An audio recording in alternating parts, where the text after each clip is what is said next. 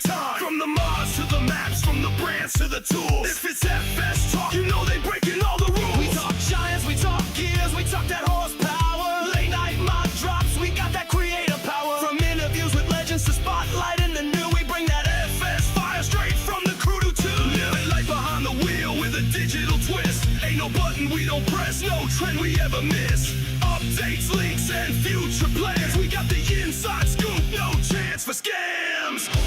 This is AgriBusiness, cranking up your farm life. From the field to the feedlot, under LEDs and skylights. Mods, maps, machines, they cover it all. Porches, kings of the farming game, standing tall.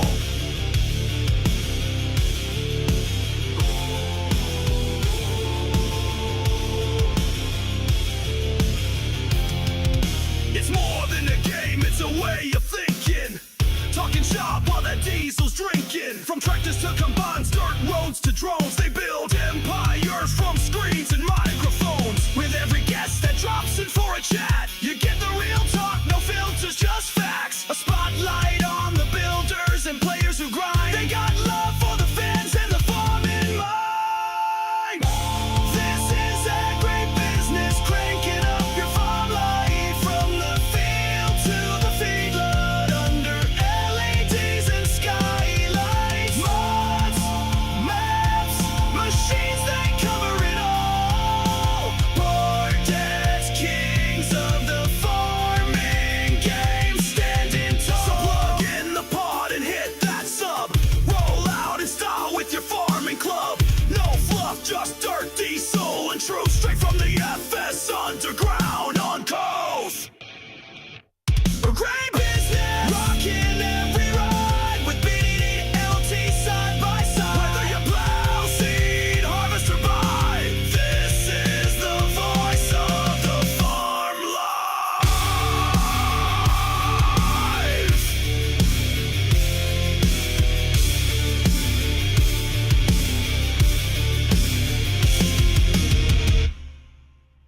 How's it going, everybody? Welcome to the channel. This is Big Day Dave, and this is AgriBusiness Tonight, show where we get to talk about maps, news, mods, the whole 9 yards. How's everybody doing? Hope you're having a fantastic day so far. I am joined here, of course, by my co-host, WillTGaming. Will, how are you doing tonight? I'm doing all right. Excellent, excellent. Oh my goodness, we got a lot to cover tonight. Yeah, and Friday was just updates. I went out to the mod hub and I saw just how much updates and stuff. Like, of course, I'm like, okay, what's new today? And it's like update, Right. update, update. I was half expecting like getting to about, I don't know, 12, 1 o'clock in the afternoon and be like, oh, now here's a whole wave of new releases. Like, I was just expecting them just to like kind of dilly-dally and then all of a Right. sudden, boom, just drop a whole bunch of them on us. Same here. And then, nope, nothing came. It's like 1 o'clock hits, it's nothing. 2 o'clock hits, still nothing. I'm like, Nothing. really? Really? Is it just going to be a wave of updates?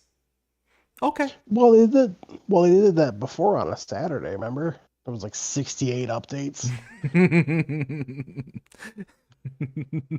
Dude, there were so many updates on Friday because I do the change logs. I had to make 2 separate posts, part 1 and part 2. Oh, yeah. Oh, yeah. No, it's, I could only imagine somebody like a Mr. Sealy P or somebody along those lines who sits there and actually tracks all the updates and stuff. Like, they actually go through all of the stuff. Oh my goodness. I would just want to cry in the corner somewhere. Just get me my pillow, just wrap me up in a tight little ball and just, just let me have my moment. Well, because I know when my PC was up and going, I actually went over everything that came out and what fixed and what if I could show it, I would, But yeah, and your favorite lime fertilizer, salt, herbicide, seed production got an update too. I'll be honest with you, I haven't checked it out yet as to whether or not it's actually fixed, because they said it was fixed the first time. They said it's fixed the second time. I've heard third time's a charm. We'll see. Well, did you see the update for it or no? So it said that it had the raw seed that was supposed to be implemented into it, and then it said something else. I forget exactly what it was. So it was a fixed road salt and raw seed file registry. Yes. Yeah. So I guess we'll see. I've got it installed on my machine, so I'll be able to check it out. But it's just one of those, like, man, like every time I'm like, okay, I'm excited. Is it here? Is it here? Is it here now? Nope. Nope. I got burned twice. Oh my goodness. So let me send out a few shout outs here real quick, and then we'll get into things. So we got Rail Fanning Jonah, of course, with the stream snipe. We got 1.3. Okay, whatever floats your boat. LOL. Jonah, how's it going there, bud? Hope you're having a fantastic day so far. We got Jody. Jody, how's it going there, bud? Hope you're having a great one as well. Says hi. We got Ken. How are you doing, bud? Hope you're having a great one as well. Says, what's up, people? What's up, Ken? Jonah says, what happened to my comment? It's there. It's there. I got it. It's right there. Don't worry. Jonah says, I can't see it on my screen. I've got you covered there, bud. Don't you worry. Ken says, don't worry, Jonah. I can see it. So it's just a you thing, apparently, Jonah. Did you flatten it with a tractor? Is that what happened? Did you burst through its roof? You flagged it. Gary, how's it going, Gary? Hope you're having a fantastic day so far. Says good evening, all. Good evening, Gary. Real Fanning Jonas says Ken. Jody says good, awesome, and Jonah says Jody. Oh man. So I tell you what, can I rant for 2 seconds? Sure. Okay. Let me gotta loosen up for this one. Okay. So, for those of you who follows the channel will know that I've been having some issues with my setup here lately. All of the equipment that I use, specifically my software, Streamlabs, has been absolute, just a hot dumpster fire. And what ended up happening, for those who are not familiar, I'll go ahead and catch you back up to speed really fast. So basically, I'd come home one day and an auto update got pushed through and was not able to work properly. What ended up happening is the capture of the video game itself, so of my certain monitor of that app, was not able to work. And that's the only way I can capture the game and the audio at the same time. So for those who saw me on my last live stream on BR163, noticed that I had no game audio whatsoever. And it's because I was sitting there scrambling, trying to figure out, okay, well, what happened here? And it's because of those issues. So I've been scrambling in the background to get onto the whole OBS, the competitor software. So before we joined here tonight, I've been scrambling, getting everything set up. I've been getting my stream deck all prepared, trying to get it all set up to make sure I can do the transitions and all that stuff. And I see Will hop into the chat. So I join him. I go in there and it's like, okay, hey, Will, how's it going? And nothing. I hear nothing. Just hear crickets. I'm like, oh, well, this isn't good. So I'm sitting there playing around with my settings, trying to figure out what's going on. I restart my computer, thinking it's something like that. Because now Streamlabs has got me completely like gun shy at this point. I'm just completely like in flabbergast mode over everything that's happening here. Well, then finally I realized, wait a minute. There's a setting that specifically allows you to pass audio from the source into the headphones or into your audio, like as an output. In my haste to rebuild everything, I forgot to do it. So all this to say, I am so incredibly mad at Streamlabs because if it wasn't for them pushing out an unwanted update, and in my opinion, based on what I saw, very much unneeded. It was one of those like, hey, let's make things look flashy. Let's make it look new and exciting and get with the times, people. So yeah, that's basically what it boiled down to. And then I logged back into Streamlabs because I pay for Streamlabs. I log back in. I see there's a new update. I push through the update. And then all of a sudden, I'm like, okay, here's some promise. I can go back into reestablish the application source to be able to see, and record the farming simulator onto the screens and send it out and pipe it out to everybody out there. But I go to click on things. I'm like, wait a minute. And actually, I learned this. I didn't even get a chance to tell you this. So for those who, again, keep track of my channel, I put out a video yesterday of Strasburg, PA. It was a early look at the map by Jaked Up 77. Really excited about that. If you haven't checked it out, go check it out because it might turn out to be a pretty good map, when it comes out. But basically, I'm looking at it and I go to edit the video that I just got done recording, realizing, wait a minute, everything sounds really terrible. Like everything when I'm listening to it back, and I'm like, wait a minute. So I go to expand the audio to see what's going on, and everything's recorded to one channel. And for those who don't understand what I'm saying, when you have separate audio sources, you can split it out into different channels and then overlay them in your videos, kind of thing. So you can have audio from the microphone be its own source, and you can sit there and edit and play around with that. You can have the audio from the game be its separate source, and then you can edit and play around with that, so on and so forth. So it's all individually component and compartmentalized. Well, I end up going in and seeing that it's all combined to one. So I go into Streamlabs to see, well, that's not supposed to be the way I set it up. I had it completely set up completely different. What's going on here? Right. And needless to say, I go in and see, it's all combined into one. It's all in one source. I'm like, well, that's a problem. So I go to select, track 2, track 3, track 4, because I've got on my setup 4 separate tracks. I have everything combined into one source. Then I have the microphone as a source. I have the like what Will and I are doing here. Will is a separate source, and I have the 4th source being the game itself. So everything's on its own separate track.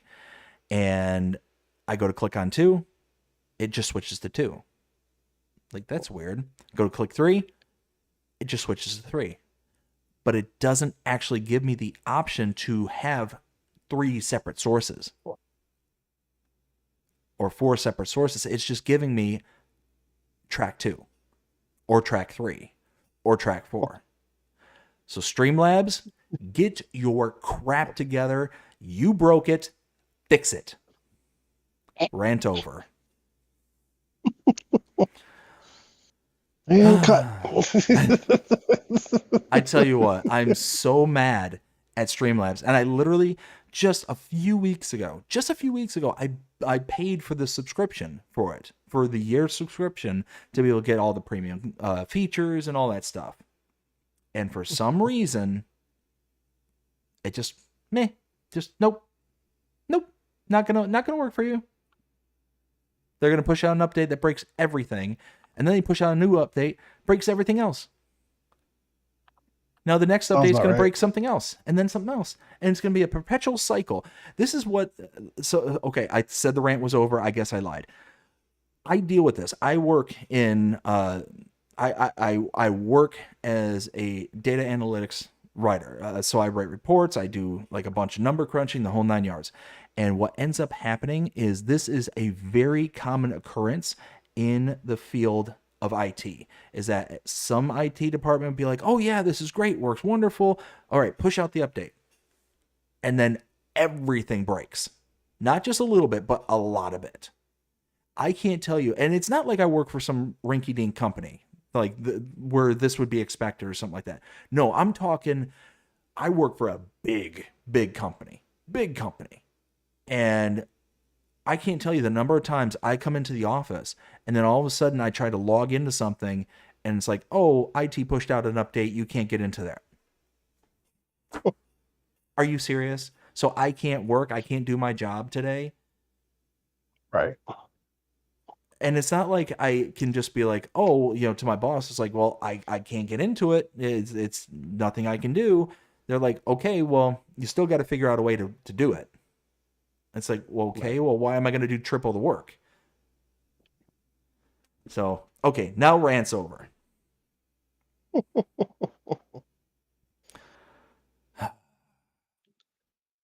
1.3, y'all. 1.3. This is 1.3 behavior right here.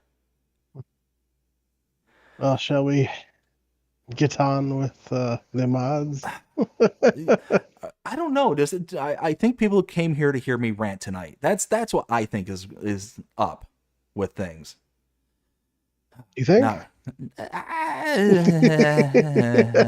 again, okay. I guess we can move on. Okay, y'all. Let's do this. Well, so do you want to start with the map updates we got on Friday first? You know what? I kind of want to start with the lime fertilizer and salt herbicide seed production. You want to go on to that one, because why not? Let's see if that's actually.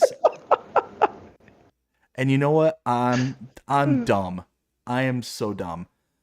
Okay, ranty pants are about to get put back on, y'all. Okay, let me tell you what. You go ahead and read out that. I'm gonna load back into this game with the with that loaded in. Hey, everybody! I think BDD needs a little vacation. Aruba, Jamaica, hi there, pretty mama. So for the update for Sabachawo, I think that's how you pronounce it. I have no idea. So you have changelog 1.0. Ralph Fanning Jonah has become a member. I am Fix very floating familiar autumn with trees. Strasbourg, PA. A lot of train Fix the equipment texture there, of dead including mustard. operational steam engines. Remove 2 electricity poles. Fixed farm areas. Added numerous terrain textures for painting. A broken piece of fence next to the school building has been repaired. Fixed non-seasonal growth and new crop. Fix stones appearing on fields. Works correctly after starting a new save game. Collectible posters removed. This update does not require a new save. No, I think it's weird because so you don't need a new save. If that whole stone thing doesn't bother you, but if that stone thing bothers you, you're gonna need a new save. Simple as that. Ranty pants. I'm gonna get ready to put them back on. Will, stop me. Okay, don't stop me. So, stop. Map makers. Warning, map makers. Please stop this. Please stop saying that you don't need a new save game when you do need a new save game to have all the features. Why would you sit there and say that, hey, we've got this thing, this is the changelog in its entirety, but there's only this little section here that needs to be save game. Everything else, don't worry about. You don't have to put out a save game. But if you want all the features, then you need a new save game. Why? Ranty pants, back off again. Holy smokes. Okay, you know what? Woosah. Breathe in, breathe out. Let's go. I checked this out on my end. Did the update video and all this stuff. And I checked out the dead mustard and showed that off on screen. The electricity poles, they don't specify. The fixed farm areas, again, they don't specify. Terrain textures, oh yeah, they added a bunch to that one. Broken piece of fence, again, not quite sure where specifically, so didn't really bother looking into it. The seasonal growth for new crops seems to be functioning just fine. The stones appearing in fields, hey, all fine and dandy. And collectible posters removed, again, all fine and dandy. So the changelog looks good, looks real good. So now I've got everything all set up on my end. So do you want to backtrack to the lime fertilizer, the thing and the thing and the thing? Yeah. All right. So the lime fertilizer, salt, herbicide, and seed production. Let's go ahead and check this out. So we got what should be the game right here. Let me just double check something real quick on my end. Yes. All right. So we got the game go up. We can see there's the production site all set up. If we go into the productions, we have it laid out. So one of the things that has been broken is this, the seeds. Now, what's supposed to happen is you're supposed to be able to make raw seeds and then use them to put in to make actual seeds.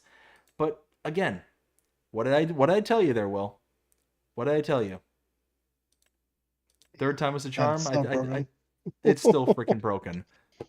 It's still broken. How, like, is raw seeds okay? You know what? Will,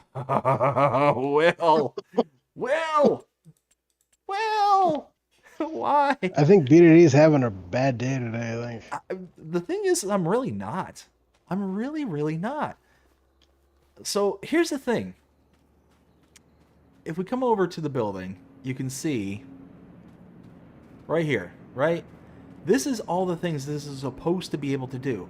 You're supposed to be able to make from road salt and fertilizer into herbicide. You're supposed to be able to make your silage and turn that into fertilizer and digestate. You're supposed to be able to take your fertilizer and your raw seed, which is that picture right there, and turn it into regular seeds. Take your stones, turn it into lime, take your stones and turn it into road salt. All these things are fine. This one, you're supposed to take your crops and make it into raw seeds. The problem is, where's the recipe for the raw seeds? We have the herbicide, we have the silage, we have the solid fertilizer, we have the stones for the lime, and we have the stones for the road salt. We have no products to make the raw seeds. We don't even have it as incoming materials. Like, what is going on here? This is literally what? Yeah, we're on version 1.0.0.3, and it's still broken, y'all. It still doesn't work. Yeah, and he's the exact same person that helped Dogface bring out the Nexat pack thing for FS22, the mods. Sad panda, sad panda. Anyways, yeah, it says that the road salt and raw seed file registry is fixed. Yes, it is. Technically, it is fixed, because if you go back to the game, you look it up on the production chain, you'll see that the seeds, like before the 50,000 raw seeds, that was blank. That wasn't there. But it was just you take 50 solid fertilizer and make it into 50,000 liters of seed. I mean, it was a pretty powerful production at that point. But right, yeah, you have no mechanism to make the raw seed. So, anyways, let's move on. Okay, blood pressure, bring it back down. Next one we have is an update for Mecklenburg Lake District. This is for changelog 1.1.0.0, and it reads: asphalt texture bug fixed for console, fruit destruction fixed, customized animal feeding system installed for additional crops, dealer spawn point for mission enlarged, map background swapped, map brand trees revised, and new save game. Hey, we've got a new save game, and it just definitively says new save game. You know what, Holden? Good on you. You get a POB, pat on the back. Good job. There we go. Anyways, so for those who have been following along with some of the stuff that's been going on here lately, there were several maps that were taken off of the mod hub because of the background on the maps had been claimed for one reason or another. It appears like this one was one of them that got tagged as, hey, you're using something you're not supposed to be using, and therefore got taken off the mod hub. One of the updates was that the background was swapped, and now it is back on the mod hub, should be good to go. So that's nice. I know a lot of people were missing this map because of, it's a good map, a good solid map. But yeah, looks like it's finally back. And again, going through everything, I'm not on console anymore, so I wasn't able to confirm that the texture was fixed for console, but at least on my end, it looked good. Fruit destruction, again, looked good. The customized animal feeding system, that one I did confirm that the customized crops that were a part of this game is in here. The dealer spawn point, I mean, the dealer spawn point is really small. I think I was only able to get 2 missions worth of equipment to spawn, and it's not like I was getting like big missions or anything like that, so that might be really difficult if you've got a mission that has a lot of equipment. I can't think of one off the top of my head, but it is what it is. And then map brand, I'm not sure what that is. Trees revised. Yeah. And yeah, so the update looks pretty solid. Do you have anything to add for that one, Will? Negatory. I know that the next one, which is new Bartleshagen, that came out a while ago and it got an update. So let's find that one, because that should be on page number 2. Yeah. Yes, new Bartleshagen. This one. Yeah, this one came out a while ago. So this is for changelog 1.2.0.0, and it reads, AI helper splines improved. The helper drives up to large tractors and a trailer to every production facility and sales point. Trucks should be driven by the player. If the helper says that the destination is unreachable, check the unloading point and consider using a different, smaller trailer. Sometimes the helper doesn't want to drive to the unloading point with every trailer. Vegetation completely changed. The large mill area has been enlarged. All important gates that the AI must go through are now open from the start, new decorative houses, etc. So went through this one as well, went into it in detail as best as I could, because a lot of this is just kind of stuff that they do in the background that you can't really like show off, other than like, yeah, you could set up a AI helper spline, or a AI helper to drive the spline kind of thing, but one of those where you don't know exactly where the improvements were made, so you're just kind of shooting in the dark on that one. The tractors, they seem to kind of do their own thing, up to a large tractor, be able to pull the trailer. So yeah, everything seemed to be pretty legit on this one. Again, anything to add for this one? Negatory. There is one I do want to go over real quick, and that's the Lizard Mega Mulcher / Mower / Roller from Mac Trucker. That got a pretty extensive update. Which that one is see, I like how he does it, because it says change 1.1.0.0 current. Adding swathing capability to the mower configuration by simply changing work modes. No need to reconfigure in the shop. Added roller configuration. Adjusted tire frictions. Added new effects to the mower configuration. Now adding swathing capability to the mower. That is why I'm using it on Alma, because I was kind of avoiding it because I guess it wasn't the way I was really hoping it would be. But now, if you choose swathing, it'll actually put it in rows. Because if you take like the Mac Don mower and you go down, you'll get like a row that it cut, and you come back, you'll get a row that it cut in back and forth, right? Okay. That's basically what that does now. It all just puts it right in rows instead of having it like spread out, basically. Sure. So, the roller configuration, just an FYI, which he didn't specify. Thanks to Looney Farm guy for this. But it's a grassland roller, not a roller. So. Oh. So. Yeah. So. I just want to go over that briefly. Gotcha. All right, the next one we have is a map update for Rancho Fundo. This is for changelog 1.2.0.0, and it reads, we fixed a bug that prevented rice crops from being sold. We removed crop growing on the grass. We reduced bird sounds and fixed teleportation on lot 83. So, going over this one, the bug that prevented rice crops, I'm not quite sure if this was like a legitimate bug to where you couldn't actually use the pre-established sell points, or if it was one where it was just not listed properly, like you couldn't actually sell it because it didn't accept it. So it was kind of nondescript in that way, but based on what I could see, the sell points were active. You could sell the rice at the, or at least it was intended to be able to sell at the shops. So one of those that, as best as I could tell, looked good. Remove the crops from the grass. So all throughout the map, if you were to go onto the actual PDA of the map and you had all your crops selected to where you could see all the different colors that were on the map to say, okay, corn is in this field, rice is in this one, so on and so on and so forth, you would see all these speckles all throughout the map in places that were not the field. So you could see like corn just kind of all speckled everywhere. You could see wheat speckled everywhere, and all these different color combinations and stuff that was just everywhere. That's been addressed. I've checked it. It does look good. The reducing of burn sounds. Oh, thank you. Thank you.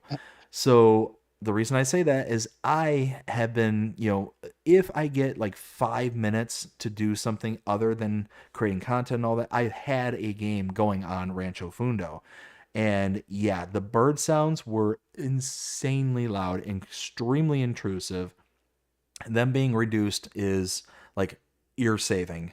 So I'm pretty sure that I've been deaf for a while now, and this was a part of it. And then fixed teleportation to lot 83. I did confirm that, yes, you can teleport to lot 83. That was where the mine is located. So now you're able to get to the mine and actually be good to go. Anything to add to that one? I do not.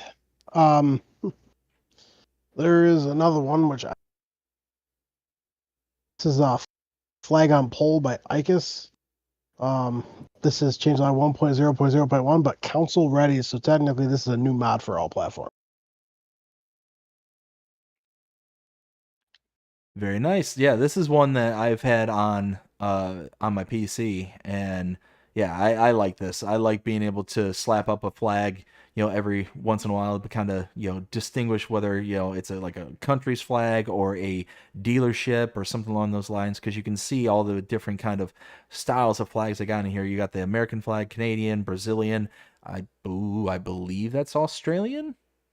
Maybe. That's not British. I think that's Australian. But then they got all the manufacturers. They got Case, CNH, New Holland, John Deere, Massey, Agco, Pioneer, Kloss, Fendt, Valtra, McCormick, Mack, Challenger, and Zador were all the different ones that were on there. So they got a bunch of different stuff. So you can really like snazz up, if you own the property, you can snazz up the shops and stuff like that to kind of give them a little pizzazz. Pizzazz. Spirit hands. Yeah. All right. The next one we have is Foppenwinkle. This is a new map to all platforms. 313.7 megabytes to download, and was created by Bernie CS. This map is amazing, in my opinion. I absolutely... Thursday. Yes. So because we had nothing but updates before, there's really no new mod that we can say, hey, what was your favorite for Friday? Right. So anyways, love this map. I think this is brilliant. I believe this is a Polish map, if I remember correctly. No, Bavarian fantasy map. So yeah, like German. It's fantastic. It is absolutely wonderful. The terrain, the undulations are spot on. I absolutely love it. There's enough going on to where it's got a bit of depth to it, kind of thing, but there's enough trees and enough kind of homes and all this kind of stuff that really kind of make it to where you're not having to see the kind of outer render ban.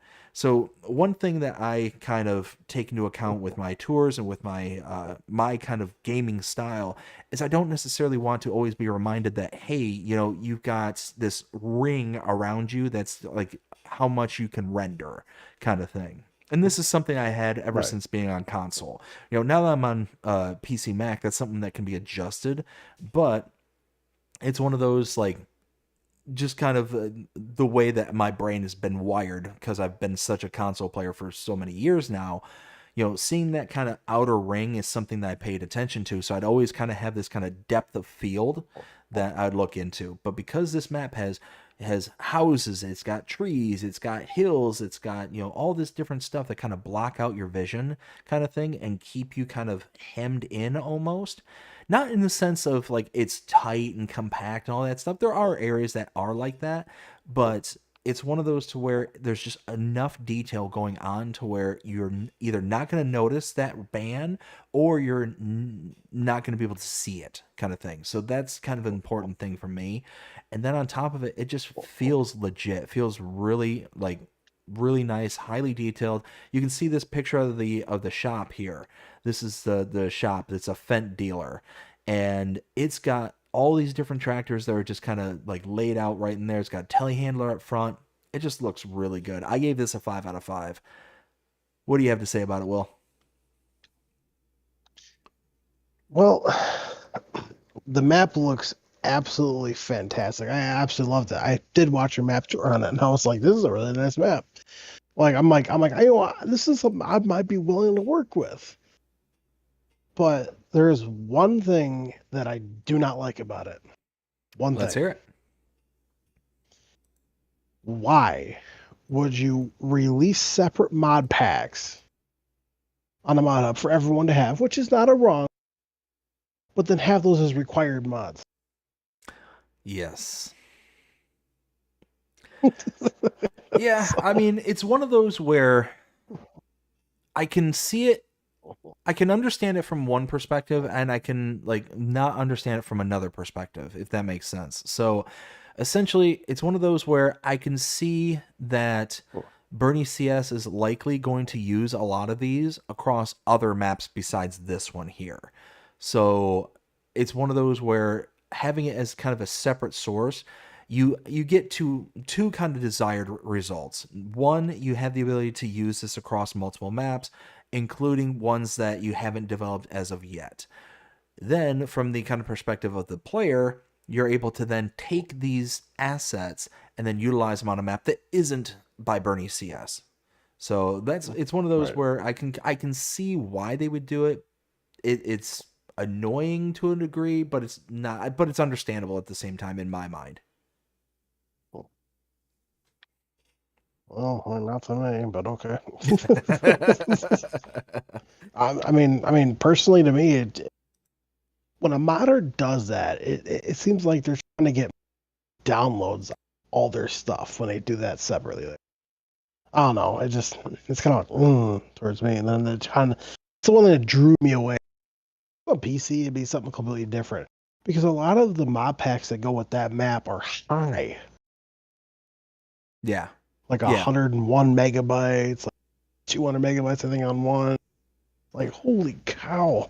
Oh, yeah. Well, you figure, like, the Bavarian Farmhouse pack, I mean, that one's a pretty chunky, pack right there because it's got a whole bunch of different houses and stuff. It's pretty much the one that powers most of the buildings and stuff in the town. And then the Engamere farm, if I remember correctly, that's got a bunch of detail inside the building because it's basically a house and cow barn all kind of wrapped together, but it's like multiple stories and all that stuff. So it's highly detailed. And then the manor farm Schaffending, yeah, I mean it's all like very highly detailed. Like Bernie CS did not skimp on the details on this map, on the mods or anything.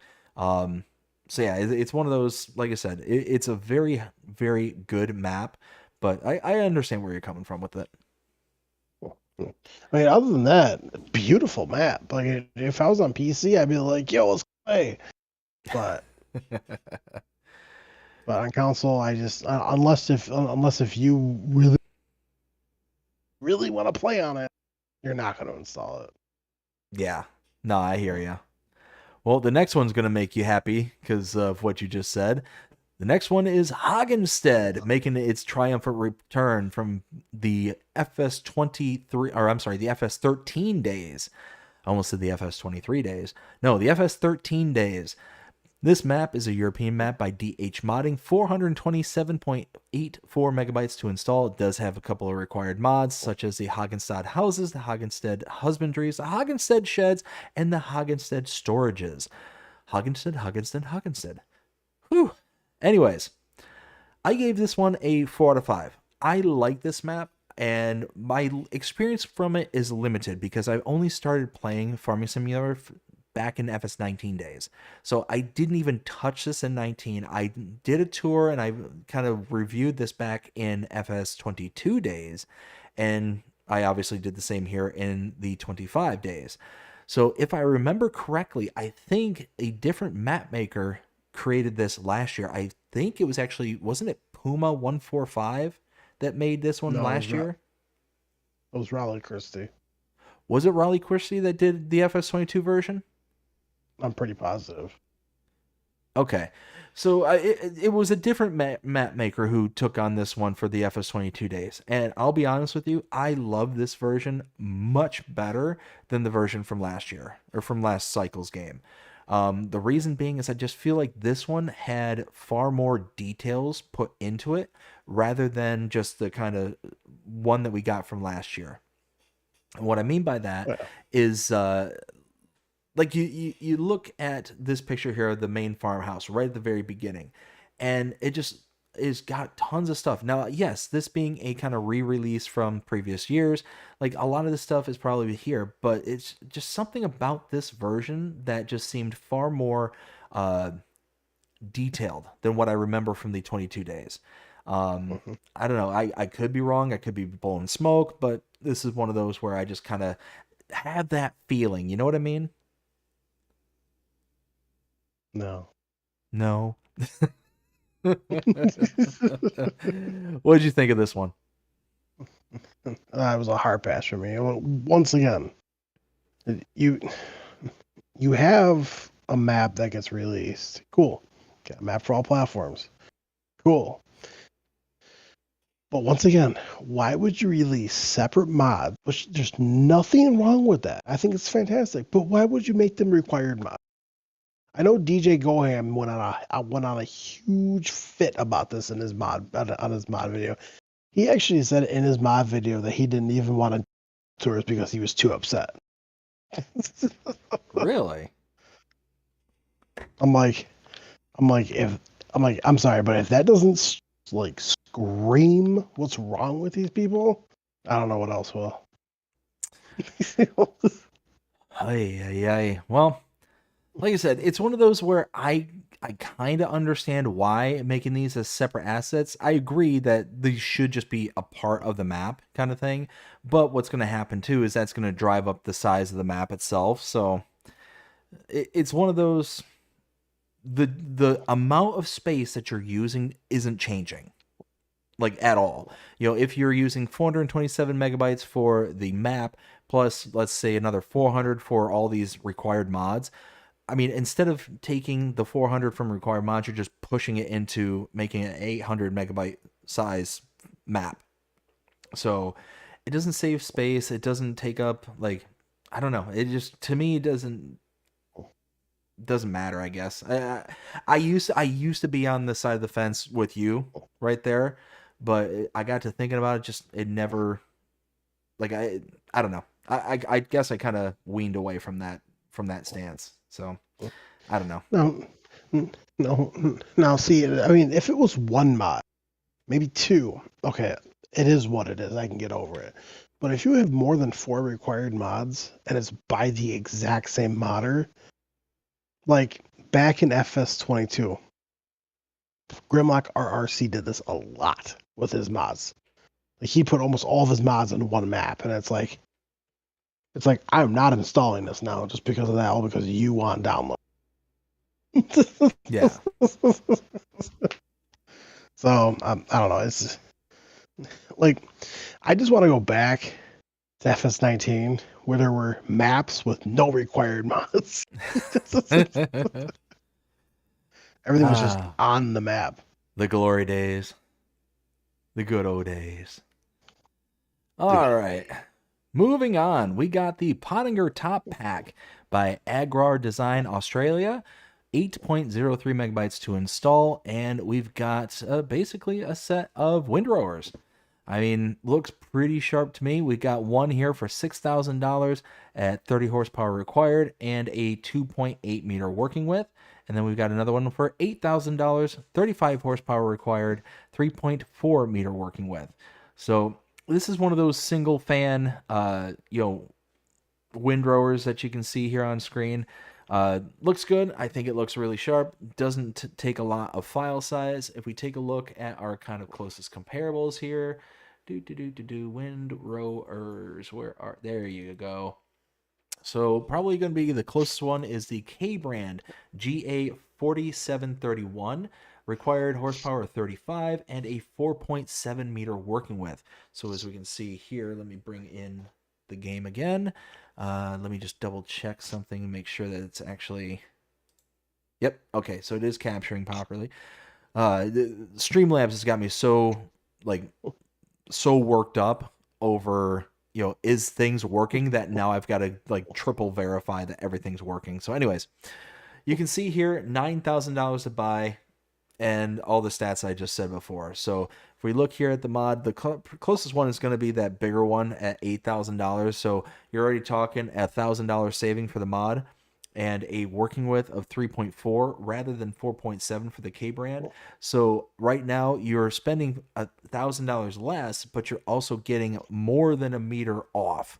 So I think I'd rather spend the $9,000 for the K brand in game and get the, what is that, 1.3 meters larger. Yeah, 1.3. Yeah, 1.3. We definitely can't have this one now. Okay, moving on. Will, what do you think? Well, I mean, if you're playing on a smaller map or an alpine map, by all means, please. There's one that specifically goes in the front of a tractor, and there's one that goes in the back. If you love Pottinger and you love small windrows like that, by all means, help yourself. ADA or Agri Design Austria, they make some really high quality stuff. So it looks great, but it'd be a pass for me. Right there with you. Next one we have is the Pottinger Nova Alpine Pack. This is a set of mowers that we have available for us. Let's see. First one here at $10,000, 35 horsepower required, and a 2.2 meter working width. We got another one here. Oh, you know what? It'd probably help if I told you it was by Agrar Design Austria. 14.37 megabytes to install instead of just diving right into it. Second one here, we've got $12,000, 45 horsepower, and 2.6 meter working width. And the last one here, $15,000, 55 horsepower, and 3 meter working width. So again, taking a look at our closest comparables here for mowers, we got probably the K brand GMD 3123F. So this one here requires 60 horsepower and a 3.1 meter working width. So if we take a look at the 301, the Nova Alpine 301, we've got $15,000, so it's about $1,500 more expensive, the mod, as compared to what we have here in base game. 55 horsepower required, so it actually requires 5 less horsepower, so it's more expensive but less horsepower. But the working width for the K brand here is 3.1 as opposed to 3 meters for the Nova Alpine. So all in all, I mean, 15 megabytes to install, and you're spending more and getting less in working with, as well as you're only saving about 5 horses. I think this one's going to be another pass for me. What do you think there, Will? I'm going to copy and paste what I said last time. It is by ADA or Agri Design Austria. They make top-notch stuff. It looks absolutely phenomenal. It sounds great. And I know that ADA, if you ever listen to their mowers, the startup of it and the wind down, Giants, take notes. That's how it's supposed to be. Seriously. Like, because, like, because, like, base game, as soon as you start mowing up, you go, like, you hear that, like, it starts up. But it goes a little too fast. Their mod is more based off of, like, a realistic mower, start where it sounds like it's slowly piping up, and then it literally sounds like you're adjusting your throttle to make it go faster. And then when you shut it down, it literally has a wind down. So it goes. Gotcha. So I'm like, that's how you do it. um, but it would be a pass for me though, unfortunately, because come on. All right, next one we have is the John Deere 7760 CP690 roller pickers.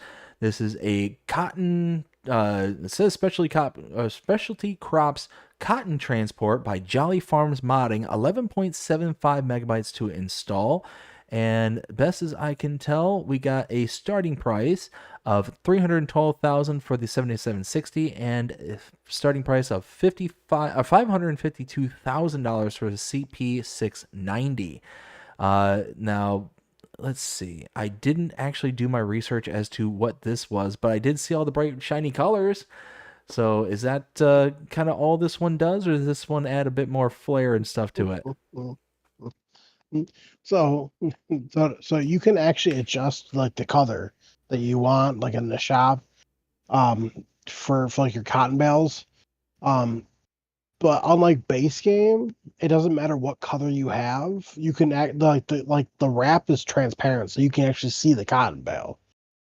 But it's all wrapped. And on top of that too, they also shrunk the working width, so it actually takes up 6 rows instead of 8, like what the base game does. So okay. And, they made it a little bit more realistic. So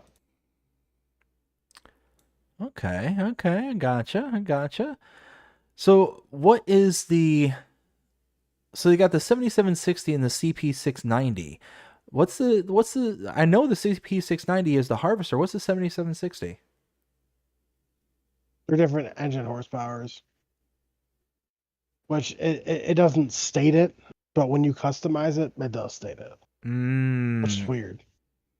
So weird. All right, well, yeah. there we go. That's yeah. All in all, 11.75 megabytes to install. If you want some fancy colors and it to be a little bit smaller, that's all right. Looking at base game prices real quick. Where's the specialty crops? Right here. So yeah, we already have the CP690 base game. Now the one thing that does appear to be really significant, holy smokes, the CP690 here as a mod is $552,000. The CP690 base game is $847,000. Yeah. So you're saving cheaper. a lot of money, like well over $200,000 from the base game. So really, this might be worth it just for that, just to have a more introductory friendly harvester. I mean, it's still $500,000, so it's not like it's that big a deal. But even still, $312,000 for the 7760. That still puts you down well below even the Case Module Express at $485,000. Yeah. So that this might be worth it, really. And again, less than 12 megabytes to install. So, you know what? I'm gonna go out on a limb here. Sign me up. Sign me up on this one. What do you think? It's a great mod, but it's gonna be a hard pass. There is only one cotton harvester I will ever use. Which one's that? And that's the one from AgriBusiness with the 11 meter working with. Yes. So. You know what? I like this one so much. Download. Wow. Ass. All right. Well, moving on, we've got the Gevile Equipment Pack. This is by Agro Design Austria. We got quite a bit of stuff from them, didn't we? Looks like we got the Gevile RGB or RBG BTGQA. Can I buy a vowel, please? BTGHY and the RBS. Holy smokes. You know what? We get tools, y'all. We get a bunch of tools with this one. They're all Gevile branded. So it looks like we got a round bale pickup, a square bale pickup. We get, looks like a silage clamp, like the oh, why am I blanking on it? Like the basically the bucket version for silage. And we got a few spears as well. For 13.5 megabytes, that's not too bad. If you like Govile branded stuff, this might be something for you. But for me personally, I think this one's going to be a pass. Just not so much into Govile that I'm going to be like, okay, let me dive on board into this. What do you think there, Will? Well, I mean, there is one interesting thing on a shredder. There is a bale shredder for that, which is awesome. But overall, I mean, I don't. It's a very rare occasion to see me using Goyle stuff. Because I don't really ever use it. The only thing I ever really used from them was their master combi baler, I think it was. Mm-hmm. It's where you unfold it, you dump everything in the back, and then it makes the bales and then drops it off. Yep. It's a stationary baler. It'd be a hard pad. It looks fantastic because again, it's from ADA, AgriBusiness Austria. Like I said, they make top-notch stuff. For sure. But it'd be a pass for me. I mean, if you love the brand and you're looking for new front loader tools or tools in general, by all means, install it. But it'd be a pass for me. All right, next one we have is the Roland RP LCH trailers. This is by ARM Team, 10.75 megabytes to install. And we've got a set of trailers in this pack, starting out with a $13,000 trailer, the LCH. This is the RP 9006. The next one is 16,000, and that is the RP 10,006. And just the two sets, it looks like, just the two trailers. But you can see all the various combinations of auto load that this will throw in there. So you got all the way up to 504 for the baby bales and two square cotton bales on the small one. And then on the big one, you got the 581 baby bales for square, and then you've got all the way up to the square round or square bales is 2 for cotton. So that's really nice, being able to load all the different bale types, including cotton. That's actually kind of cool. I like that. All in all, what is this? 11 megabytes to install, and yeah, having that auto load capabilities for all platforms. Yeah, I'm cool with this. Sign me up. What do you say there, Will? Hard pass. I mean, I don't really use autoload. I used to use it a lot in FS22, and then I realized that I felt like I was being a DJ Goham and just kept cheating. So I'm like, you know what? I find it more fun to actually stack the bales myself. So yeah, I mean, I understand that you could turn off use it as a bale trailer, but Dolly.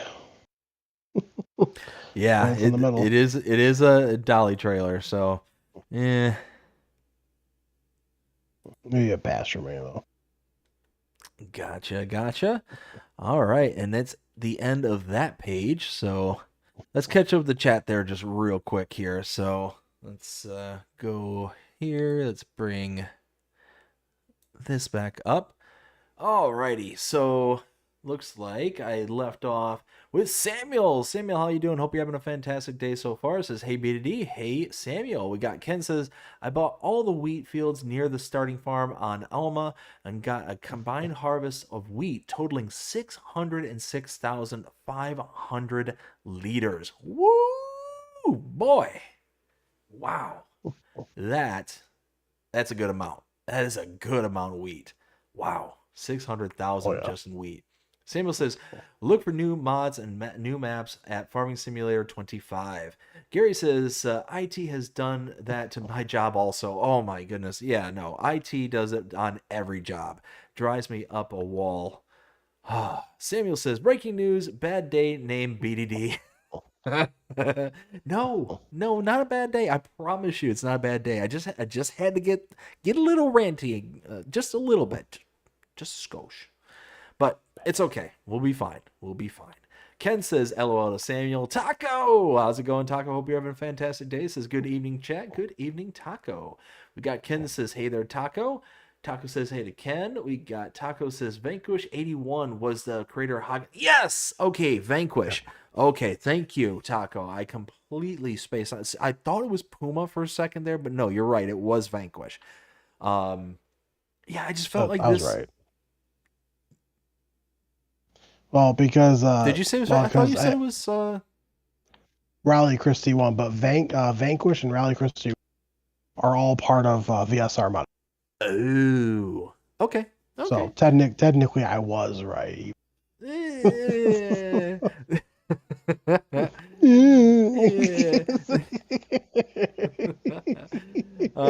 Samuel says, coming soon, new RV and new ATV for more at Farming. Nice. Okay. Be on the lookout for that one. Taco says the FS13 Hagenstad started with Big Tony. Woo. That's digging deep there, Taco. Holy smokes. We got Taco says the Lizard Colossus is even cheaper as a cotton harvest. Yes, it is. Yes, it is. Why do you think I like it so much? Michelle Farms, how's it going, Michelle? Hope you're having a fantastic day so far. Says, I like the Colossus one for cotton. Oh, yes. Yes. Hey, you can sit there and boo all you want, but you know what? Sometimes jobs have to get done. Get it out of here. Ken says, Will audio is cutting in and out occasionally. Ah, man, is it really? Will. Wait, can you hear me just fine?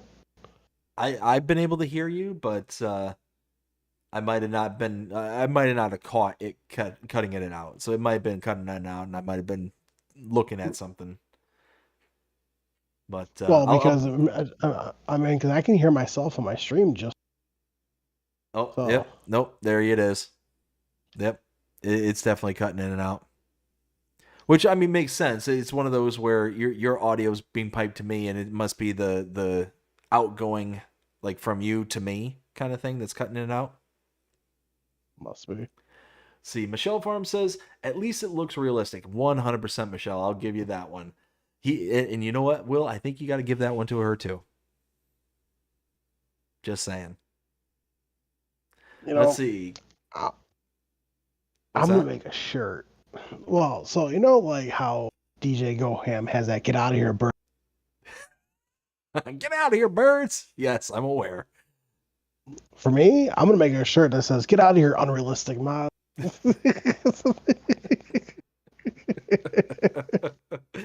I gotcha. Cole Farm says, hey, Dave, how long are you going to be live for?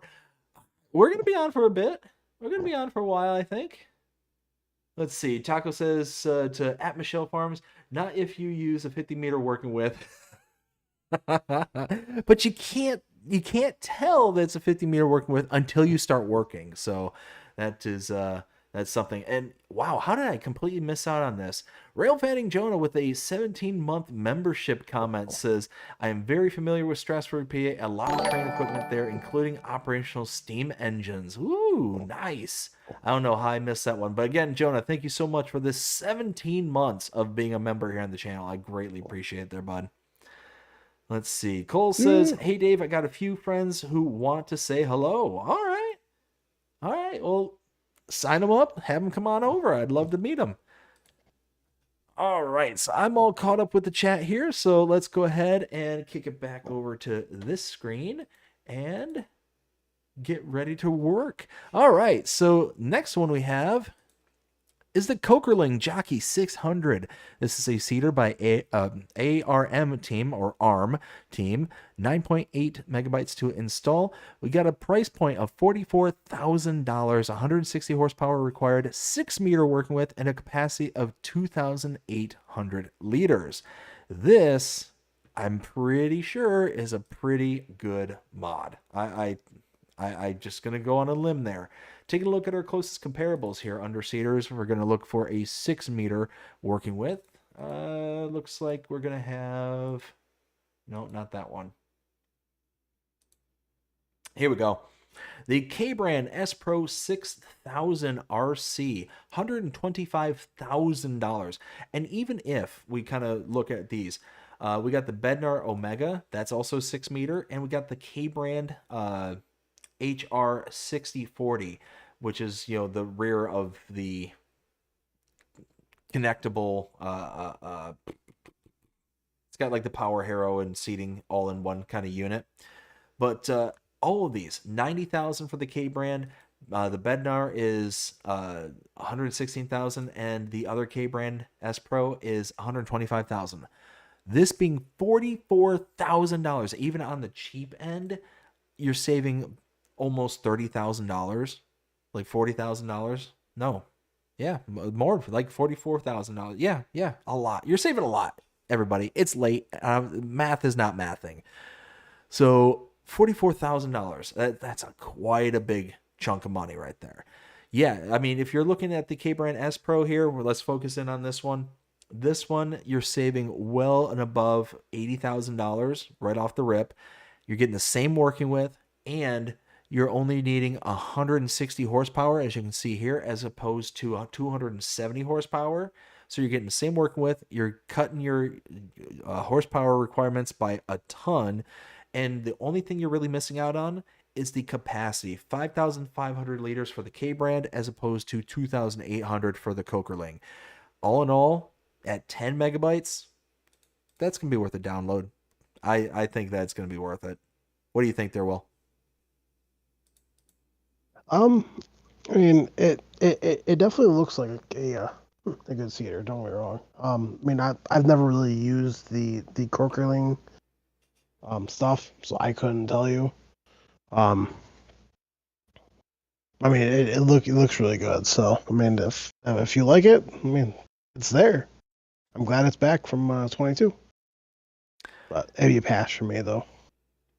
I gotcha.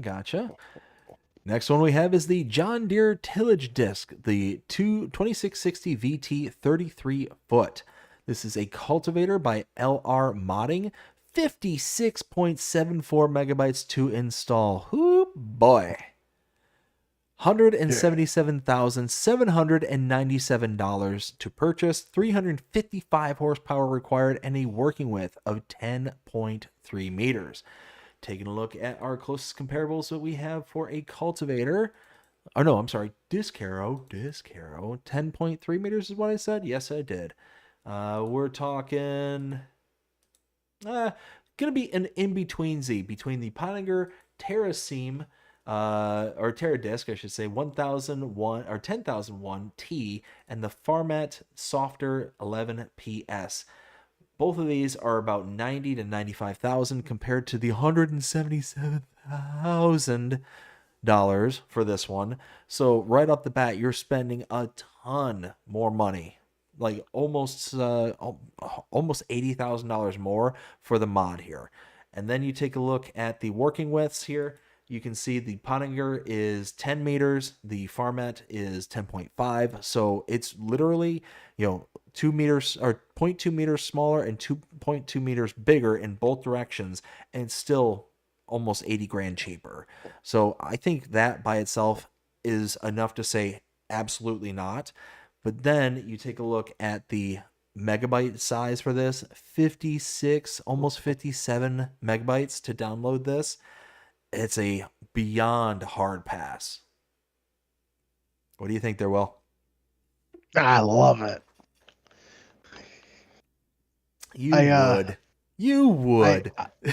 I actually was waiting on time. I know well, when he actually made that post, he even stated it in here, which I pointed out to a couple of people because people were asking. Um, is that he does state that most of his mods that he will be making will be coming from. Um, so and right now he's working on a couple different mods. So Okay. Okay. yeah, I Well, love it. like I said, this is one of those that if John Deere is your thing and this is going to fit your farm, then I completely get it.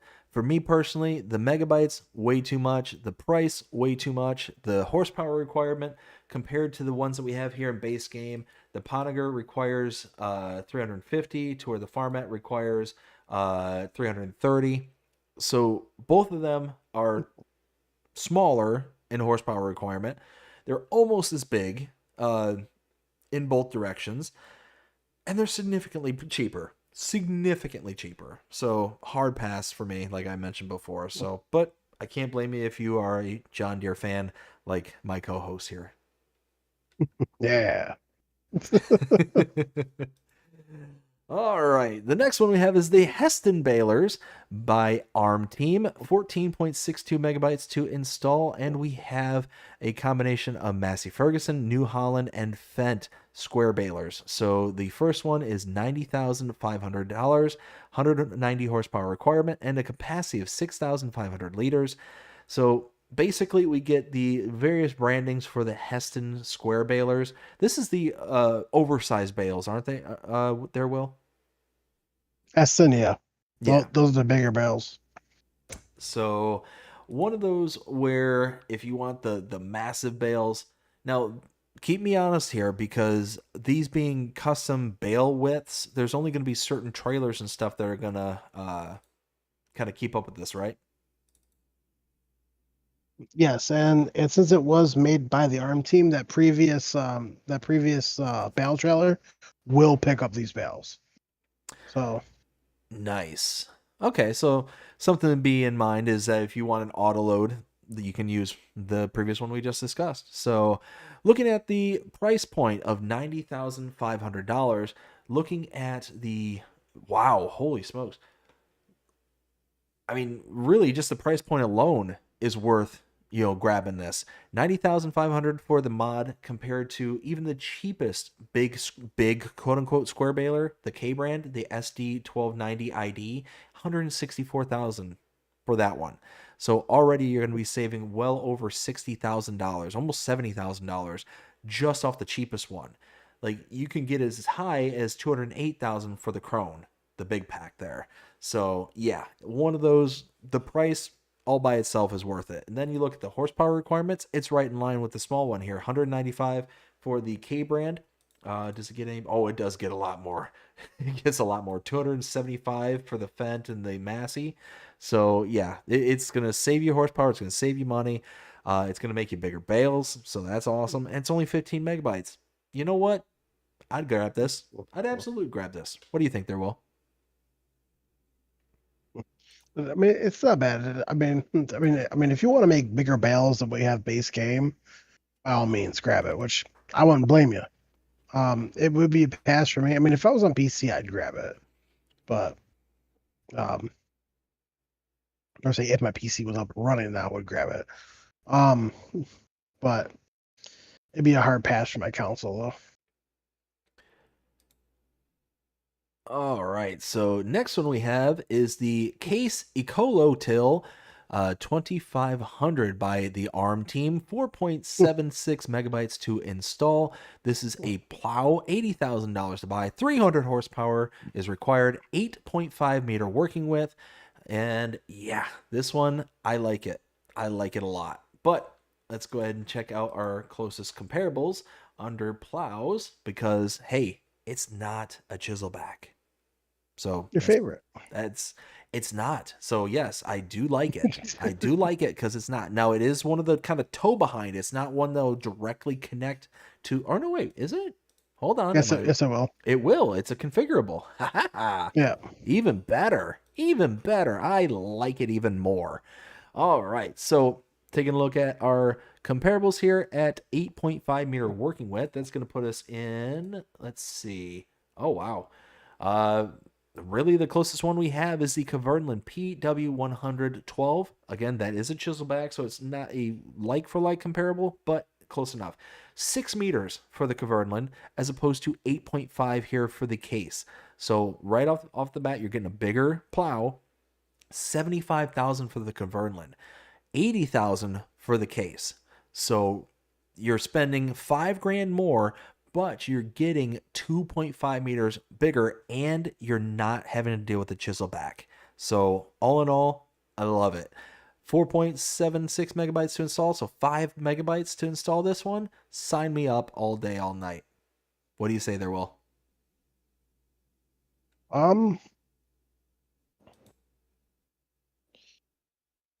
Well, I absolutely love this. I was waiting for this. I'm very, very excited that this came out. I used this a lot in 19. I used it a lot in 17. I used it a whole lot in 22. I'm just glad it's back. Let's go. About the only thing I can complain about in regards to this style of plow, the only thing is that you see how it overhangs the back of your tractor. It extends out the width of your tractor, like beyond, even with the dualies, because you can see the case that this in this picture here that this is attached to. It's got the big dualies in the rear. It's even sticking out beyond that. So this is going to be very wide traveling down the road. So be aware of that. It's not going to travel nicely. So that's the only complaint. Only complaint I have about it. Next thing we have is the Stroutman PS3401. This is a manure spreader by Hispano. 5.45 megabytes to install, $156,000 to buy, 300 horsepower required, 24 meter working width, and a capacity of 34,300 to 300,000 liters. So it is configurable in its storage capacities. So just using the base model, not trying to get all fancy-dancy with a whole bunch of bigger capacities. Taking a look at it, we've got, let's see, closest comparable. Let's see, 24 meter working width, so it's pretty much any of these, and a capacity of 34,000. So, okay. Closest one we have in base game is going to be the Samsung US235 Dynamic, $149,500 to buy. So right off the bat there, you are going to be, spending about $6,000 more than what we have here in base game. Now, you're also going to be getting about, what is that, 4,000, about 4,000 liters more space here on the mod as opposed to the base game. So yeah, you're going to be spending a little bit more, but you're going to be getting a little bit more capacity. Same working width. So is the kind of price increase worth the additional 4,000 liters? Maybe. You're talking, what is that? About $6,000, about actually $5,500 for an extra 4,000 liters. That's not that bad. It's not that far out of the range of what I look for $1,000 per 1,000 liters in just that small kind of segment of increase. So yeah, that might be worth it. I think this is going to be a good snag, and for 6 megabytes to install, why not? What do you think there, Will? That'd be a hard pass for me. It looks good. Don't get me wrong. It's also by Hispano. Looks good. It's just not my kind of style. Like my kind is like the K brand manures. The K brand Night manure spreader it was base game 19, base game 22. Then it was brought as a mod from Giant Software. That shoots from the side. That's kind of more my style. So it'd be a pass for me. But I mean, hey, if you love manure spreaders, you love Stroutman, there you go. Gotcha. All right, so just real quick before we move on, I see that we've got a bunch of activity here in the chat, so I wanted to catch up with that just real quick. It says, Cole Farm said that we have a few friends who want to say hello, and we've got Truck Gamer 43 says Cole Farm Raid. Truck Gamer, thank you so very much for coming on in. Hope you're enjoying what you're seeing here so far. And thank you, Cole, for the raid. Greatly, greatly appreciate it. We got McGarrick DK with the waves. How are both of you doing tonight? Hope you're having a fantastic day so far. Lisa, how's it going, Lisa? Hope you're having a fantastic day as well. Says, hello, BDD, Cole Farm Stream Raid. Cole Farm also says, Cole Farm's raid incoming. Thank you so very much. We got Robert Weeks says, hi, Robert. Hope you're having a fantastic day as well. Lisa says, y'all, don't forget that like button. Thank you very much, Lisa. Taco says, I don't like the K-brand with the cultivator combo. It is a nightmare for workers and needs incredibly high horsepower. 100% agree with you there, Taco. 100%. Colfar says, smash it. I agree. Smash that like button. I wish I could think of a quippy little thing like Mr. Ballin does of just come up with some kind of weird kind of thing for the like button. Anyways. Ken says, come on, Selbuki, could you please update the palletizer and take dried alfalfa bales, LOL. Oh, now that would be cool. That would be cool. Lisa says, y'all have a great evening. Bye. All right, Lisa, well, you have a great one as well. Thanks for stopping in. Take care, and we'll see you again next time. Taco says bye to Lisa. Also says, Taco says, never use harrows. I like plows. 100% agree. 100% agree. Typically when I work, it's... I use a plow, and then beyond that plowed state that you need, I try to always go with a direct drill so I can completely avoid the cultivating portion of things, but that's just me. Ken says, see you, Lisa. Taco says, I'll go for the John Deere baler, 690 or 100, cheaper, and 4,000 liter bales for $1,200. 100% agree with you there, Taco. I agree with you. Samuel says, hey, BDD, I think Let's Play live stream start time. Not quite sure there, Samuel. It's just going to depend on how Giants is working things, because Giants has been releasing a bunch of maps here lately, so I haven't been able to keep up with doing live streams or doing like non-line stream content like the roleplay. So that's how things have been kind of going here lately. Ghost Tech Gaming says, evening, everyone. Ghost Tech, how you doing? Hope you're having a fantastic day so far. And Samuel says, okay, thank you, BDD. No problem whatsoever. All right. We are all caught up on my end. Do you have anything on yours? Negatory. I do want to say that for anyone watching or anyone listening, you can also find me over at Twitch, which I'm streaming at right now, at Statinary24. So... Yes, we got to include that. I can't believe we didn't even throw that out there earlier. Let's see. All right, next one we have is the Pottinger's Terracim C6F. This is a seeder by Hispano, 32.97 megabytes to install. We have a price point of $109,500, 210 horsepower, and a working width of 6 meters.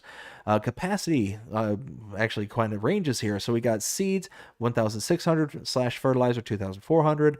We got 2,400 liters of seed for 1,600 liters of fertilizer. So it does like the kind of inverse there. And then we've got the seeds, 4,000 and seeds. Wait, oh, that's just straight up. Okay, so straight up account for seeds, 4,000. Or you can do a straight split of 2,000 to 2, or no, that's 200,000. Wow. Hispano's really gotten the kind of Unreal bug here recently, hasn't he? Yep. I'm okay with that. I'm okay with that. All right, so checking out our closest comparable here, we do have the... This is back at 6 meters again, so we'll kind of go back to what we were looking at earlier. It was the K-Brand S Pro 6000. So again, taking a look at that one, we've got a price point of $125,500, and the mod is only $109,500. So you're saving about 20. No, what is that? About 16 grand. Again, it's 11 o'clock at night. Math isn't mathing. Please forgive me. But you're saving money. That's plain and simple. You're saving a good chunk of money. 6 meter working with for both of them. Horsepower requirement for the K brand here is 270 compared to 210 for the Pottinger here. So all in all, it's cheaper, same working with, and it has less horsepower requirement. The only thing that I can kind of complain about is that download size of 33 megabytes. That download size, that's pretty big. So for me personally, that's going to be a pass, even though it is a cross savings. There's a horsepower savings, same working with, and it has an Unreal capacity. But all in all, that's... What do you think there, Will? Let me be a pass for me. I mean, I didn't really use it in 22, so, and it looks good. It's also by Hispano, so it's gonna have all different color options, unrealistic capacity, standard capacity. But I mean, if you like Pottinger, there you go. Go right for it, but it's gonna be a hard pass for me. 100%. All right, next one we have is the Case IH Axoflow 9250 pack. This is a harvester by Hispano. 75.17 megabytes to install, and it looks like we got a few little items here. We got the actual Axoflow 9250 for $410,500, 634 horsepower, a capacity of 14,400, and going up to 100,000. Again, that Unreal capacity. We also have a header for this one, the 3162 Terraflex Draper 45 footer, $89,000 to buy, 13.7 meters to operate. We also have another Terraflex at 41 feet, and that's the 12.5 meters at $70,500. And then it looks like we have a actual header trailer as well at $10,500. Overall, 75, almost 76 horse. Wow. 76 megabytes to install. That's a lot of money. That's a lot of money for, you know what? Either I'm having a stroke right now or something's going on with my brain. I don't know what it is. That's a lot of file size for this mod. So all in all, I mean, right off the bat, I'm probably going to disqualify it just because it's almost 80 megabytes. I mean, I get it. Harvesters, there's a ton of stuff going on. You got the reel, you got the different headers, you got all this different stuff that's going on that's going to have all these animations and stuff in it. Now, one thing I will say, and what I really do like about this mod, on the 5th screenshot here, you can see it does have tracks. I like a harvester with tracks. I think that's just kind of a cool thing. It just reminds me of like a tank, but that's just me personally. All in all, though, this is going to be a hard pass for me, but let's take a look at our kind of close comparables here. Let's see, getting into the harvesters. Okay. So we're talking 14,400 liter capacity. So let's find us. Aha. So closest one we're going to have is the John Deere S7. That is going to be a price point of $381,000. So the base game is going to save you about 30 grand right off the rip. So right off the bat, you're saving 30 grand just by staying off of the mod. You're getting about the same capacity at 14,100 liters opposed to 14,400 liters. So you're only losing about 300 liters, but you're saving quite a bit of money with that S7 as opposed to the case. So right off the bat, 80 megabytes to install, and it's going to be more expensive, and you're only getting 300 liters more. It's going to be a pass for me. What do you say there, Will? Well, if I was on my PC, I'd get it because I don't want everything else like Case, John Deere, etc. But since I'm not and I'm on my Xbox, it'd be a hard pass. There we go. Next one is the Portable Combination IBC. This is a mod created by MacTrucker921 and 0.75 megabytes to install. And these are just viable IBC tankers as far as I could tell when I was interacting with them. It has a base price of $100 for the tank itself, and then the actual individual products have their own base prices. So you can get things like diesel, digestate, herbicide, liquid fertilizer, liquid manure, aka slurry, silage additive, and water, all at 4,000 liters each product. prices for each one of those. The diesel, $3,150 for 4,000 liters. That's not a bad price, less than $1,000 per 1,000 liters. Digestate, $325, so dirt cheap. Herbicide at $5,700. Liquid fertilizer at $5,700, so same as the herbicide. Liquid manure, slurry, $325, so same as digestate. Silage additive is where we get a little bit nuts. So at $174,900. Ooh, boy. That's a lot. Water is zero.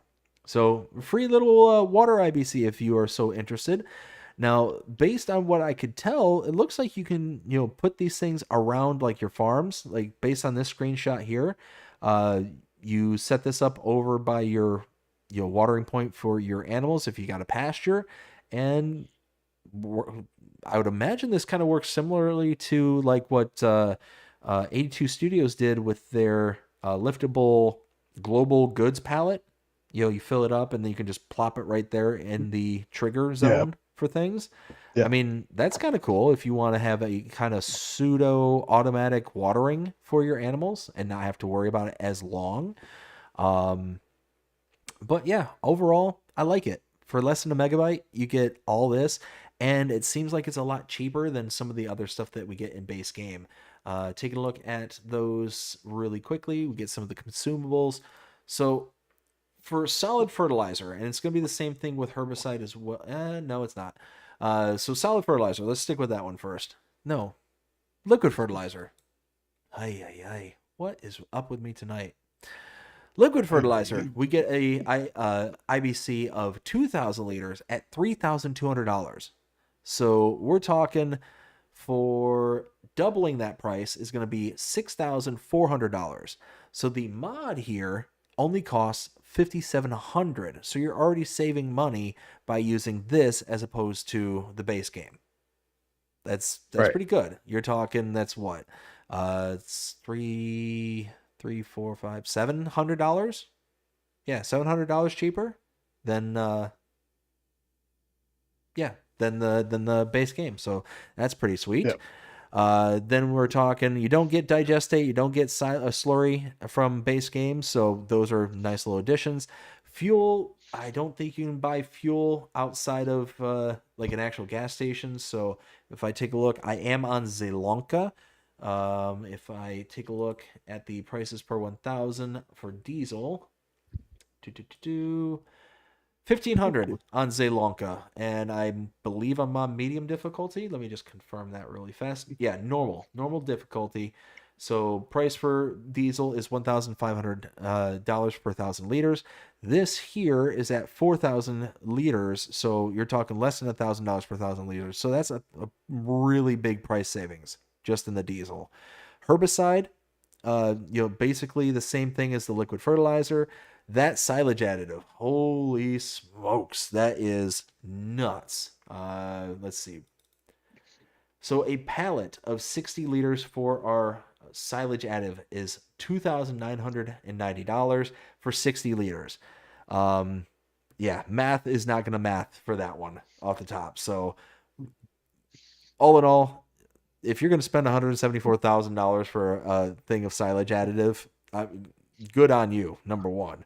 But for me, I'm not going to spend over $100,000, almost $200K just for silage additive. That's going to be a hard pass for that portion of it. But all in all, I love this pack. What do you think there, Will? Pass. I think it's good and all, but I personally like buying like my pallets or big bags and then putting them build. I mean, everyone plays different. Like for example, I have the shed down from Icus. It's kind of like the L corner. Yep. Shaped one, because you got the big door on the one side, a shorter door on the other side, and then on the opposite side of the building you have another door. Well, there's also storage in there. I use that for the seed and planter shed. So that or cedar and planter shed. So all my seed goes on that racking in the back. and that's where I go to like store the equipment. And then I back it in through the other side of the building door to refill it, and then I back it in the on the opposite side. So basically, you got the corner, so that other door, I back it in there to repair it. But I personally prefer using pallets, not really like IBC kind of thing. It's just an example. So like I said, everyone plays differently though. Oh yeah. Like in 22, that mod that you were talking about from 82 Studio. Mm-hmm. Yeah, I didn't use it at all. Yeah, that was one of my favorite behind the scenes mod that just kind of helped like get everything kind of going. You know what I mean? Like it's just I had them kind of hidden away in the background of like my Let's Play series, so that way I can just get things done that need to get done without people like interacting with the story kind of thing. Mm-hmm. I got you. Let's see. So catch up with the chat just real quick here because got a few things popping up. We got where did I leave off? I think I left off with Samuel saying, "Okay, thanks, thank you, BDD." Also says, "I'm out. Bye, everyone. See you all soon in next live stream." All right, bud. Well, you take care. You have a great night, and we'll see you again next time. It says, "Good, nice weekend, y'all, and weather safe, y'all." Yes, yes, we got some weather heading our way, so we'll see how that goes. Taco says, "Guys, I'm gonna get some sleep. See you all soon. Have a great evening." All right, Taco. Well, you have yourself a great night. Take care, and we'll see you again next time. Taco says, "Love and peace." Got Ken saying later to Taco.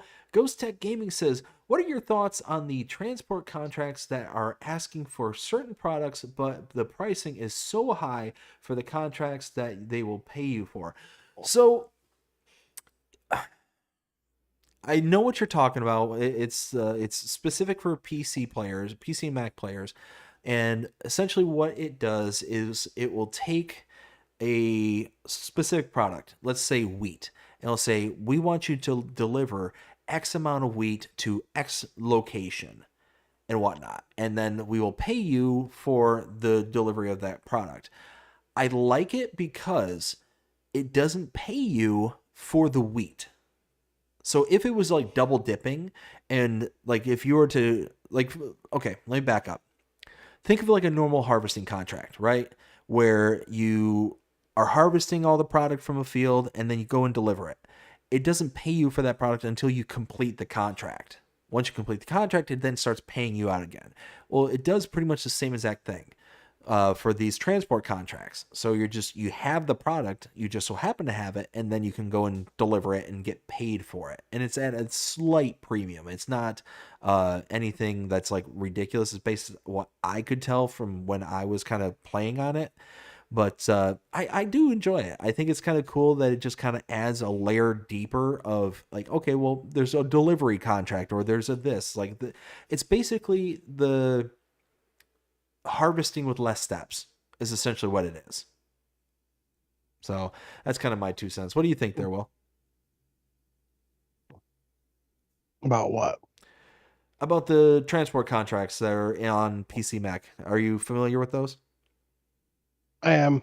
I am going to say this right now. I'm not the guy to ask.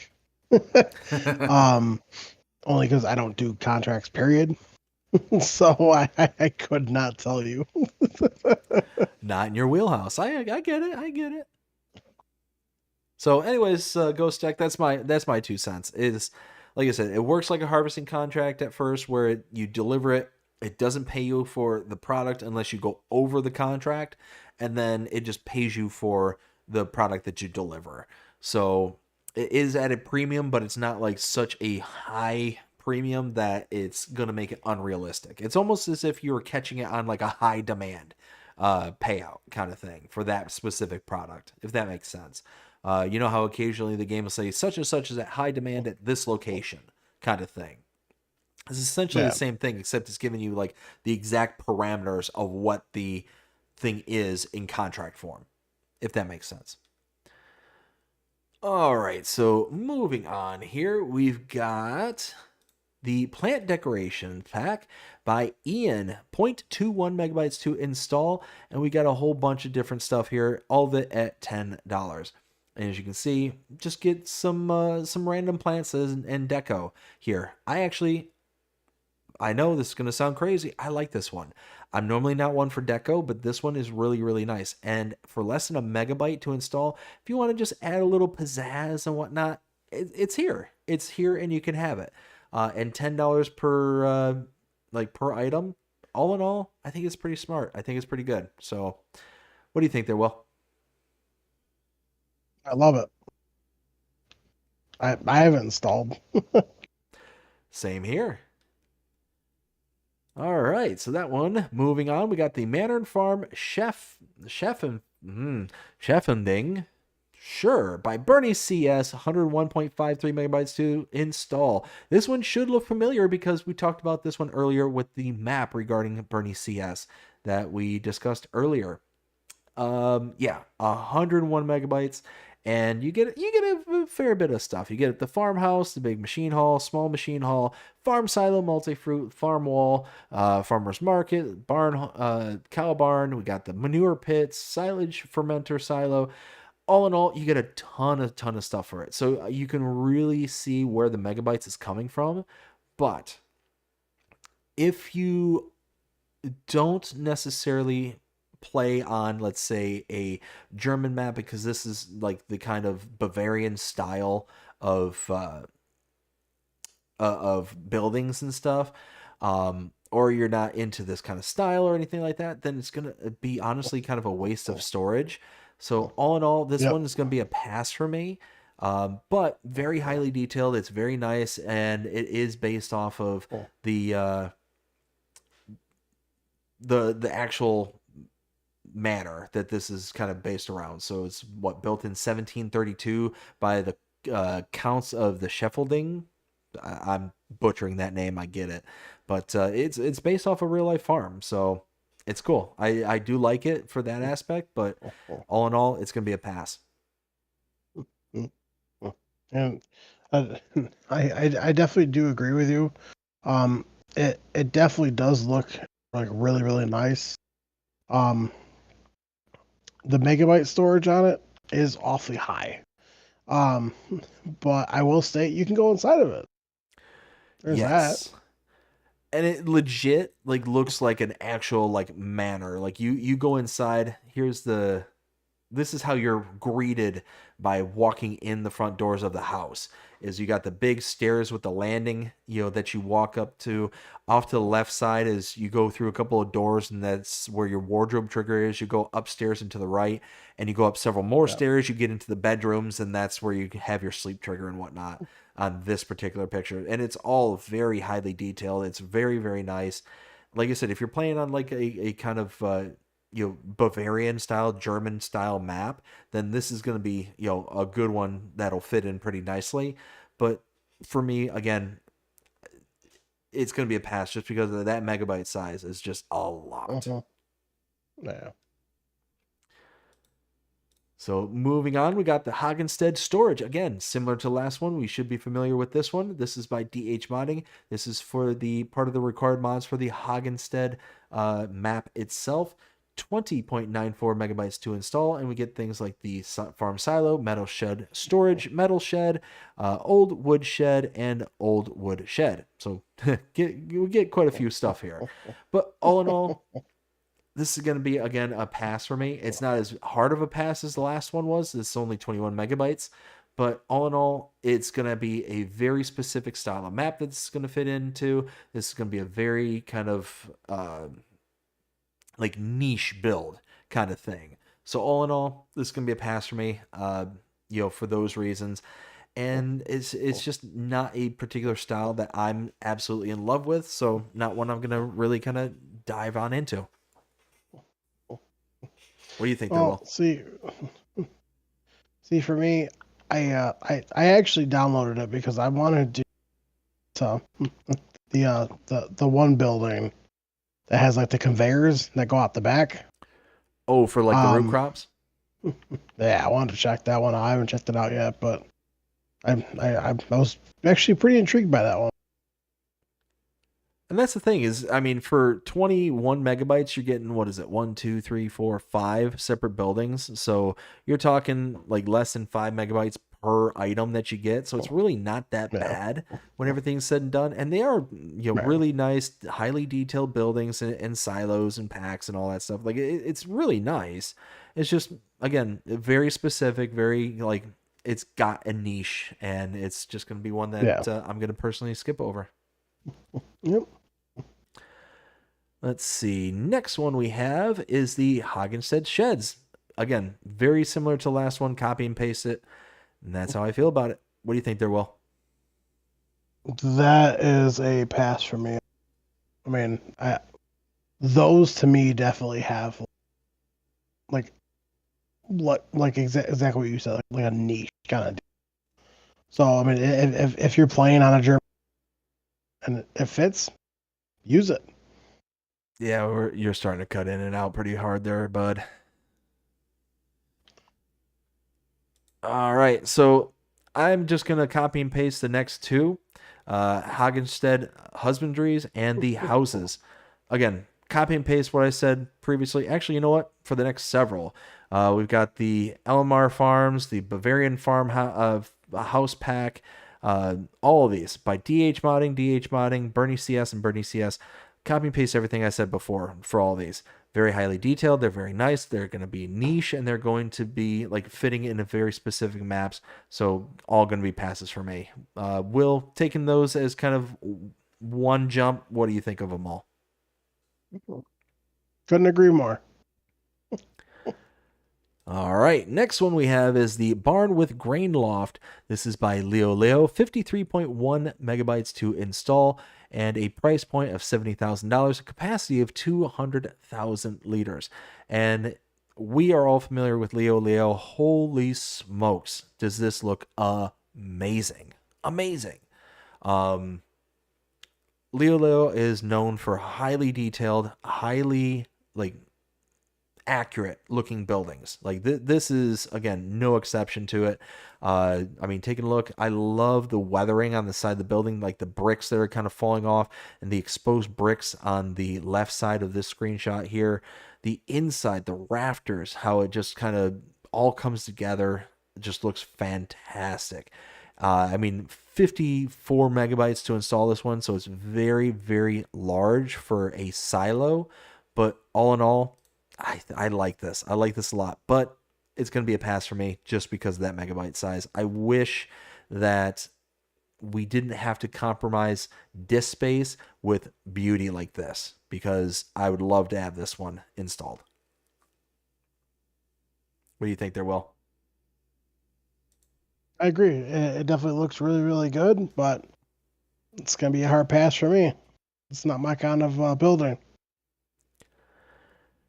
Let's see. Next one we have is the ZAV20. This is by FarmCat, a grain silo for $141,000 and a capacity of 130,000 liters.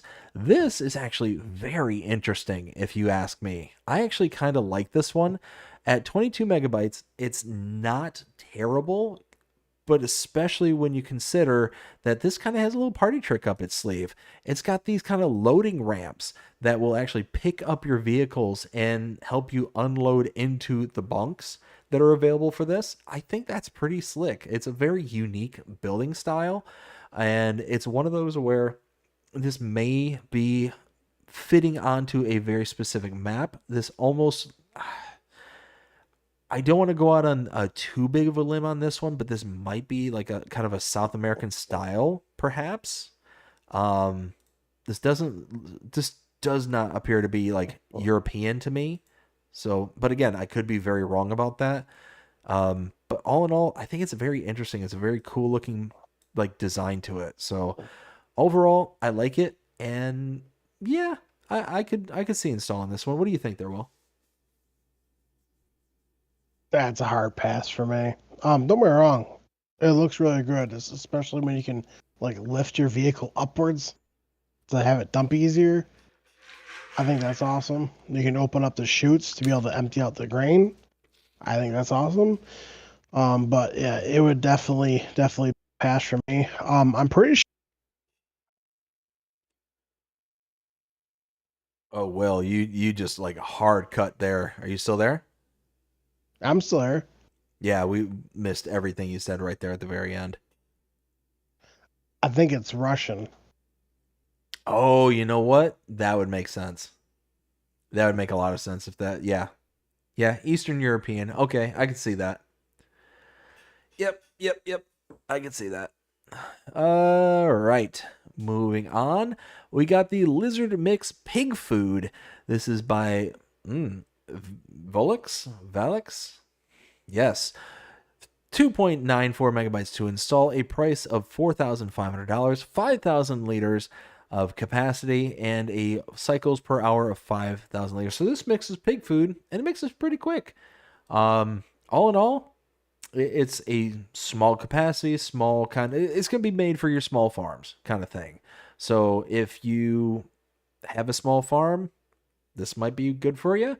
3 megabytes to install is not that intrusive. So all in all, yeah, I'd probably go with this one if I had a small farm that this would kind of fit on.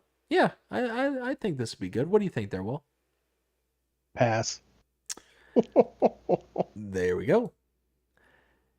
Next one we have is the Cow Pasture with Milking Barn by Fritz, 20.46 megabytes to install, a price point of $85,000, total capacity of 250 cows, feed capacity of 100,000, water capacity of 40,000, milk capacity of 45,000, liquid manure of 100,000, and straw 40,000. Also, there's a manure heap in this at a price point of 20,000 and 4 million liters. There's also fencing that's available with this as well, $70 per length of fence. And taking a look at it, it's pretty nice. I do like these ones with the milking barn kind of built in because it's just that kind of pasture feel with the milk as a byproduct, if that makes sense. To where most of the barns and buildings that we have available to us that are specifically for milking are the big cattle pastures, like the big barns. So in base game, if we take a look, let's see, we take a look at our animals. The cheapest barn that can be used for milking is this one here. It is the cow barn with room for 50 cows, and it's $254,000 to buy. So it's ridiculously expensive for this one here. But if we're taking a look at this one, $85,000 is the price point for this one. So you're saving well above $150,000 for this one almost. And yeah, for 21 megabytes to install, and you get 250 cows as opposed to 50 from the base game one for the small one. Even if we go up to kind of a like for like, let's see, there really is no like for like. But even at 96 cows, you're going to be spending $518,000.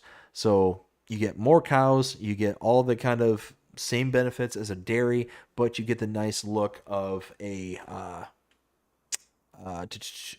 pasture.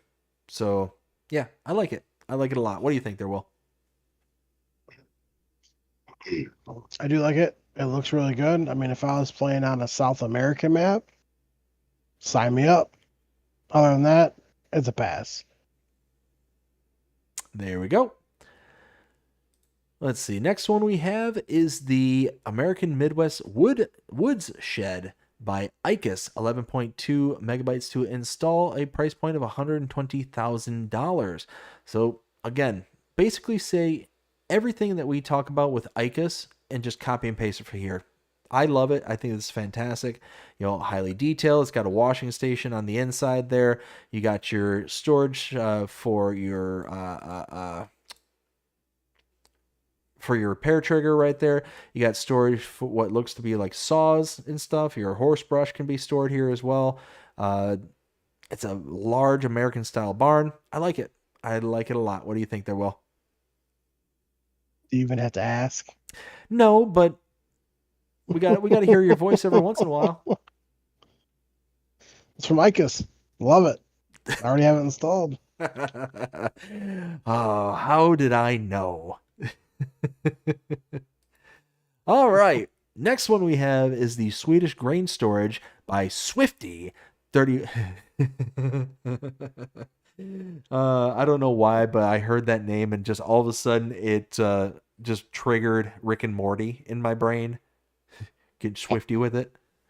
Anyways, 31.16 megabytes to install, a price point of $264,000 for a capacity of $850,000. They also have a second one with the machine shed, 580,000 liter capacity and $224,000.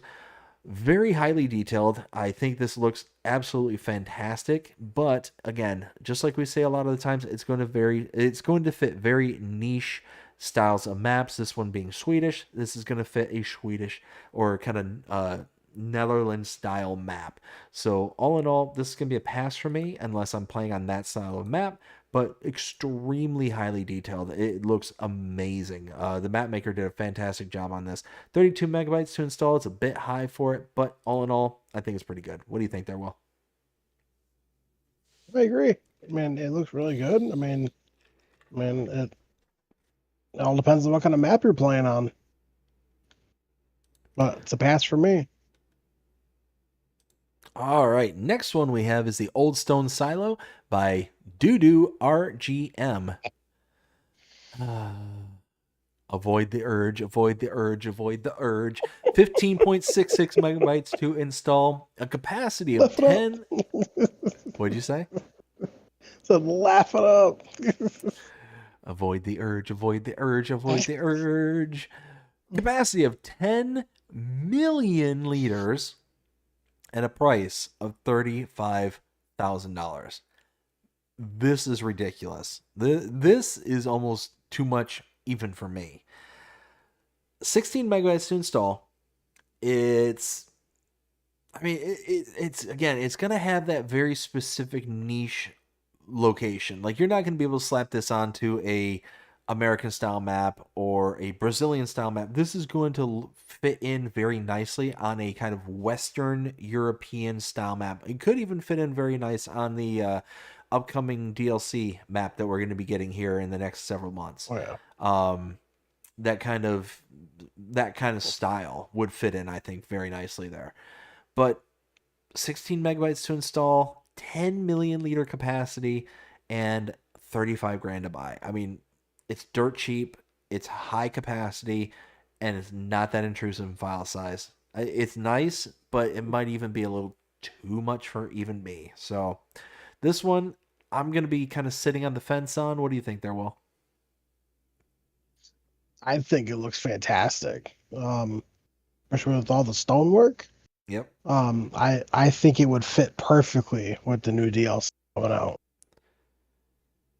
Yeah, I agree. So is this one that, even with the 10 million liter capacity, is this something that you would download, or? I might install it just for the new map. Gotcha. All right, well, next one we have is the Metal Shed by Simulator Games. Is 9.8 megabytes to install and does not give us a price point on this, but it is 20 by 18 meters. So all in all, it's a shed. And it looks really nice. I like the kind of metal scaffolding that's inside. It just kind of looks very bare and minimalistic, while at the same time being very highly detailed. And for 10 megabytes to install, it's not that bad. I like it. I would install this. It definitely has its kind of vibe to it, though. Like, it's going to fit on a very specific style of map. I'm thinking kind of European in style. But, I mean, I think that you could probably get away with this one on, say, like an American style map as well. I don't know. I think this might be ambiguous enough to where it's not going to stick out too badly on an American map. What do you think? It would be a pass for me. It definitely looks absolutely fantastic. I can see this more on a European, US based map. You know where this would fit in very nicely, I think? Would be like on Pelinier. Yeah. Yeah, I think this one would fit perfectly on that map. But yeah, absolutely.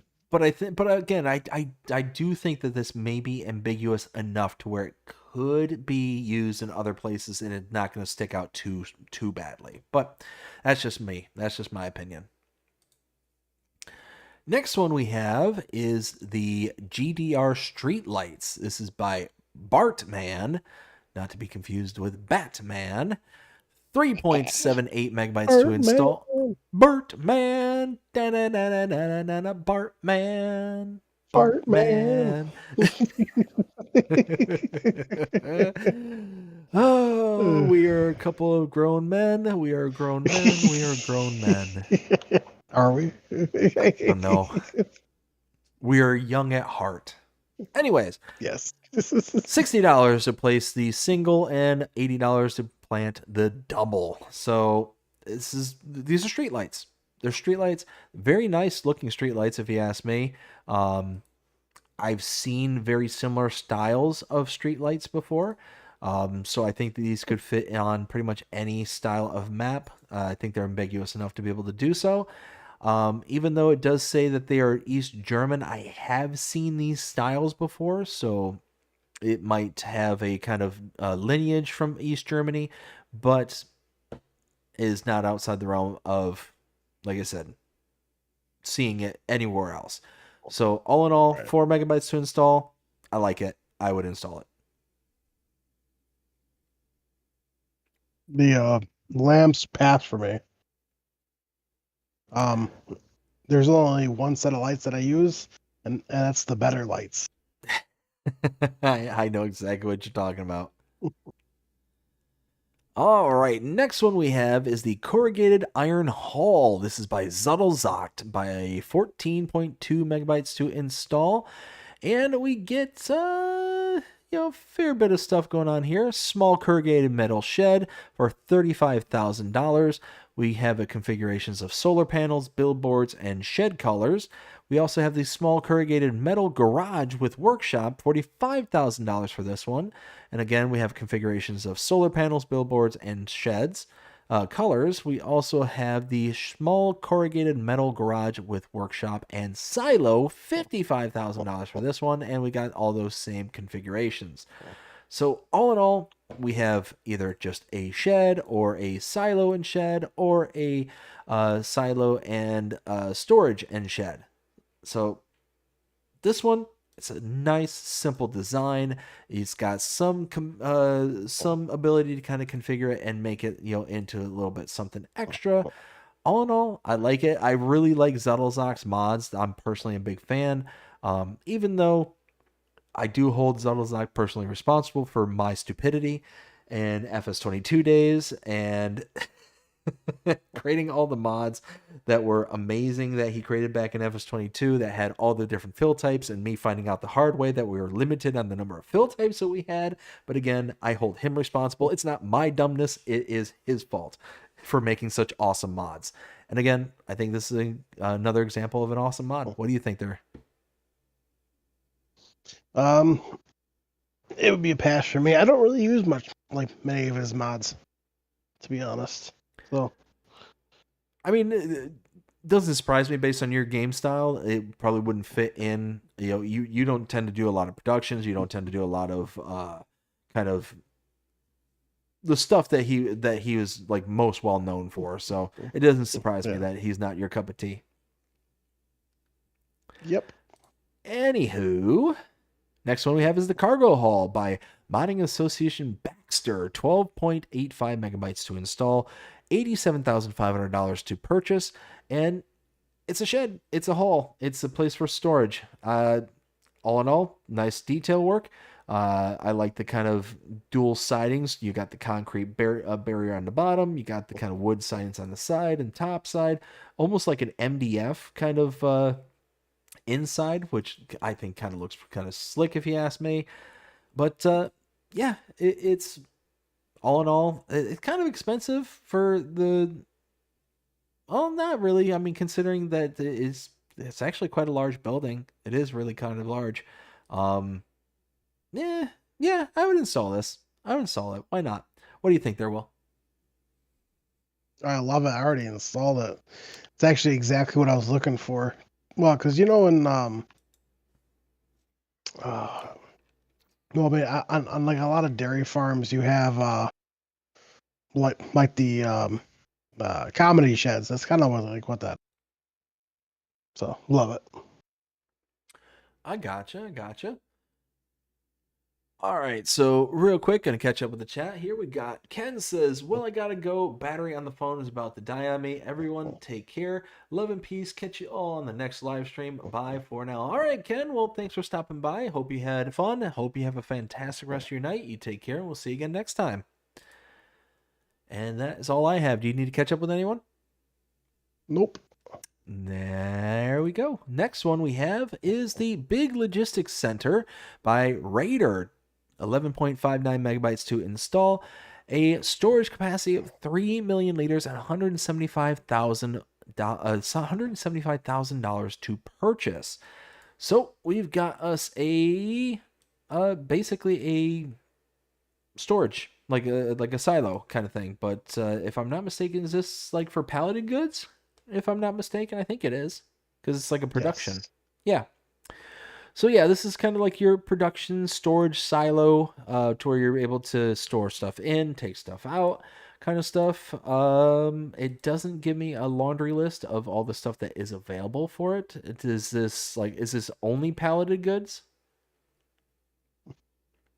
That I have no idea. I haven't tested. So, according to the description, it says a large logistics center to receive all productions from the factories in one place. Just select the products from the factories and change the output mode of distributing. So, to me, that sounds like this is going to be just for like palleted. It's not going to be like for loose grains and stuff like that. So, all in all, it looks good. It's nicely detailed. I don't know. I like these kind of buildings because if you want to have kind of a nice little storage area, then this is going to be a good way to do it if you want to like increase your capacity of storage. It does add a step and it does add extra expense, but all in all, I like it. 12 megabytes to install. I'll install this. As a matter of fact, click. What do you think there, Will? Pass for me. It's not my kind of cup of tea. Gotcha. Next one we have is the Bavarian Farm Hall. This is by PXLR and 31.34 megabytes to install and a price point of $378,294. Very nice, very highly detailed. You can see the 32 megabytes hard at work on this particular model here, but all in all, it's going to be a pass for me. What do you think there, Will? I agree. Pass. All right, next one we have is the corn dryer. This is by Barney, 45.4 megabytes to install. Price point of $75,000. It has a capacity of 10,000 liters of wet maize, aka wet corn, and a capacity of 40,000 dry maize or dry corn. You also need fuel in order to produce your dried corn, and it has a maximum dried output of, where was it? Oh, cycles per 4 hours of work. Wet maize 10,000 and 1,000 liters of diesel, and dry maize out of 8,700. So you do have a volume loss of around 13%. So all in all, I like this. I think this is really nice. If you like to have like your dried corn, it's highly detailed. Where you've got the kind of corn dryer in the center there. You got your input on this screenshot here on the left. The fuel goes in on the right. And yeah, it looks good. I think this is a really nice looking one and a good production. What do you think there, Will? Well, the only two core dryers I use, the one is from MA7 Studio, which is the old fashioned one, and the one from Salabuki. That's about it. There you go. So yeah, all in all, do you think this is a pass for you, or is this kind of a keep? Wait, what the? Pass. happened Did here? you miss two mods? Did I miss two? I don't think I did. What happened? What's going on with my? Because I'm following along, and you completely missed over Old Well herbicide production pack and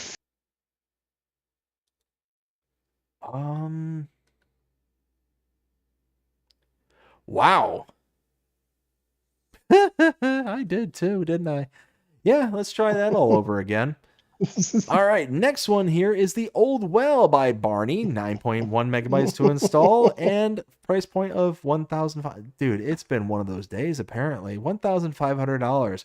It's a water point, and it looks pretty good. I like it. 10 megabytes to install. It's, it's a water point. All in all, I'd probably install this, but I wouldn't be, like, tripping over myself to install it.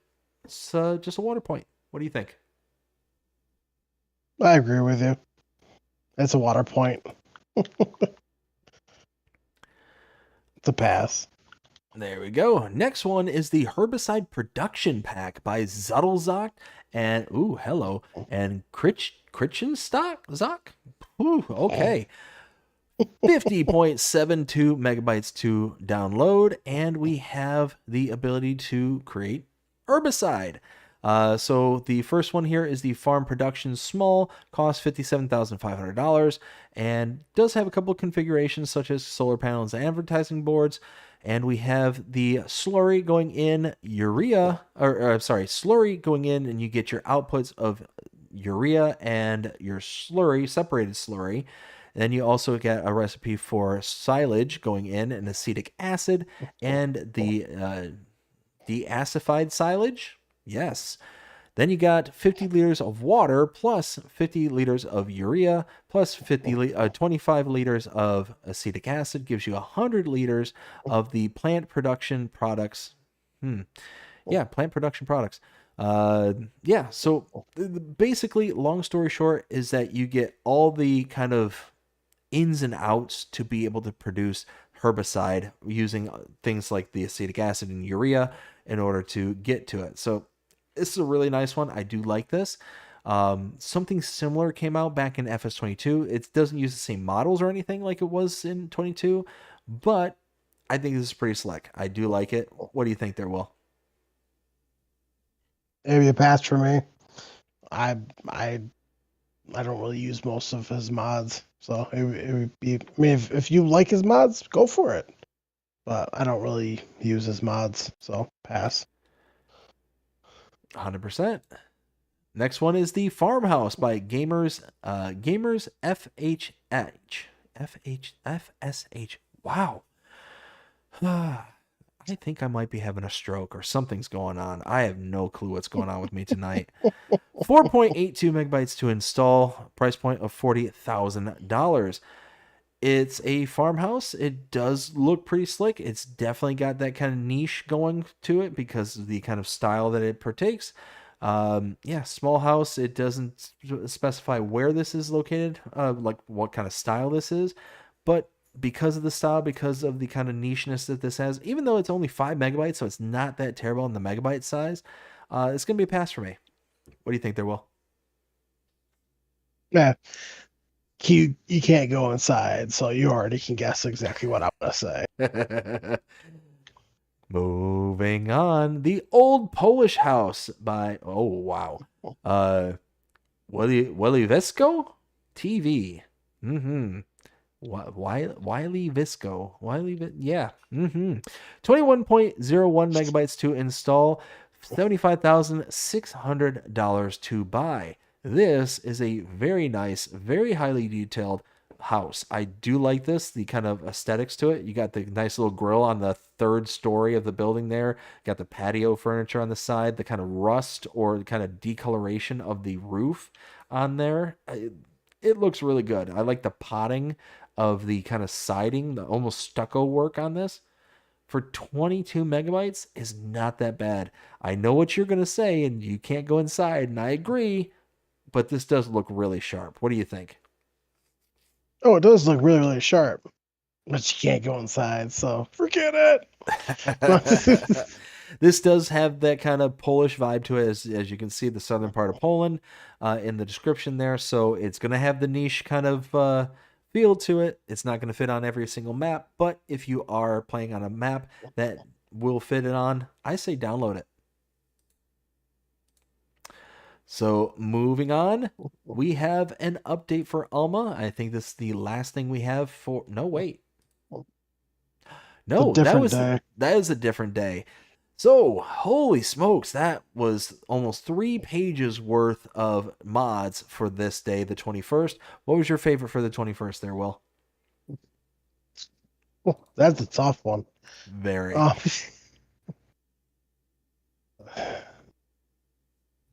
If I had to pick a favorite mod, it would have to be the John Deere from LRM. Gotcha. Mine is going to be the Pfaffenwinkel mod map by Bernie's CS. That map is absolutely amazing. It has been living rent-free in my head for the past couple of days since it's been out. It was one of those where it basically just caught me way off guard. I wasn't expecting it, didn't hear anything about it. So when it dropped and I got to do the tour, I was like, okay, we're on board with this one. So that is my favorite for the 21st. Let's see. So let me catch up with the chat here real quick. We got Samuel saying, breaking news, bad, not good. Cracker Barrel's new logo. Rip old logo. I'm not a fan. I'm not a fan of the new logo. I think it's silly. I hate that these marketing agents or these kind of boards get together and it's like, you know what we need to do? We need to mess with things that aren't broken. That's just me personally. Right. I'm just saying. I mean, what was wrong with Cracker Barrel and their logo? Why? And here's the other thing is, why is it always the minimalistic view of things? Like, okay, our old logo was, Cracker Barrel with the gentleman on the side there with the barrel and all that stuff. Have you seen the new logo? No. So actually, yes, I have. Okay, so it's literally just Cracker Barrel, the same color combination, all that stuff, but it's just the words Cracker Barrel. That's it. Like, okay, like, did you put this in front of a focus group? Okay, you know what? Ranty Pants back on. Did you put this in front of the focus group? Did you just sit there and be like, you know what? Hey, what do y'all people think of Cracker Barrel? Like, do we need to like really go through a renaissance here and change everything out? I don't get it. I don't understand it. I don't understand what people think. And from what I understand, like, they're taking a big market hit because of this. Like, I think they lost millions of dollars in market share just because of them updating the logo and the restaurants and stuff.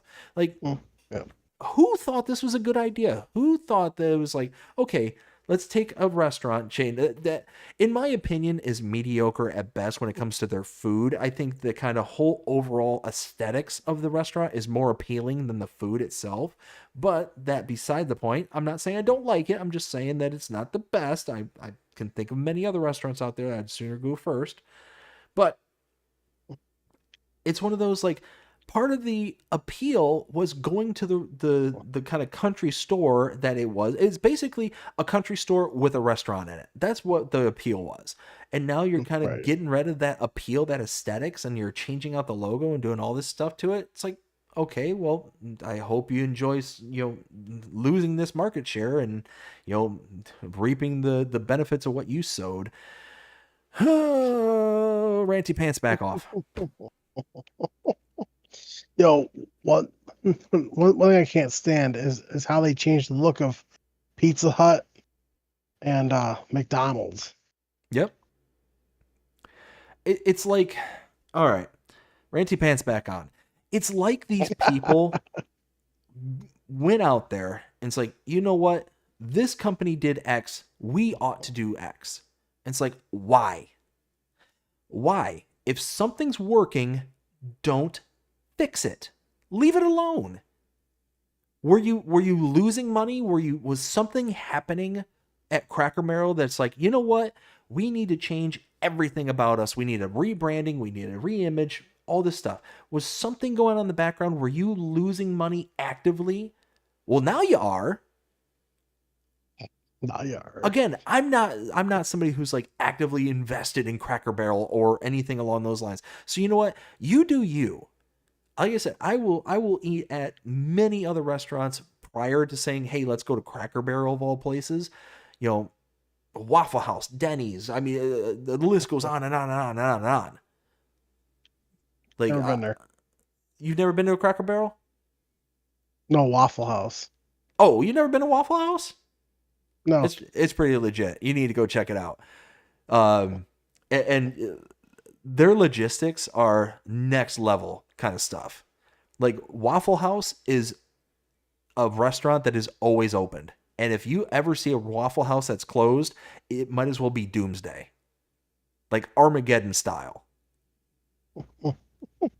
Seriously, like this is not me being cute or funny. Like they pride themselves as being a restaurant that is always open regardless of what's going on. They actually have like bug out teams, like people that are dedicated to like take Florida, for instance, like if a hurricane were to come through, right? And there was an area affected where there was a Waffle House. What they'll do is they will take people who are in an unaffected area, have them travel to the affected area so they can operate that Waffle House.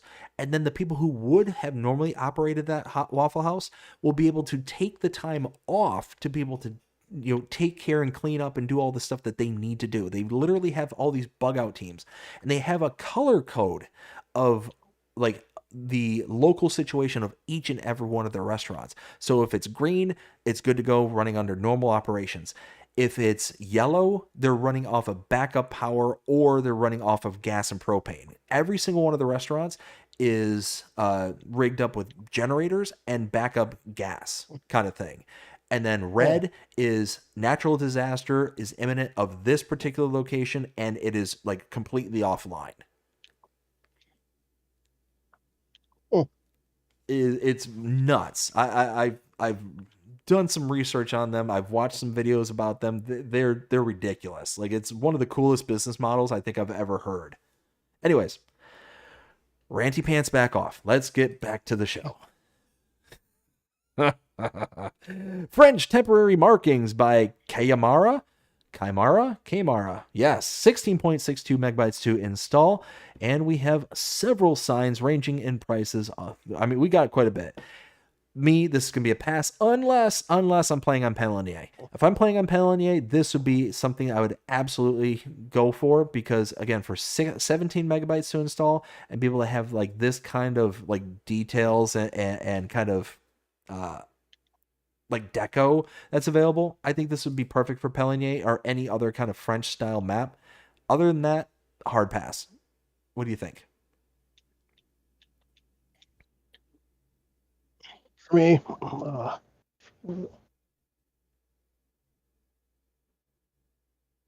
the French marketing.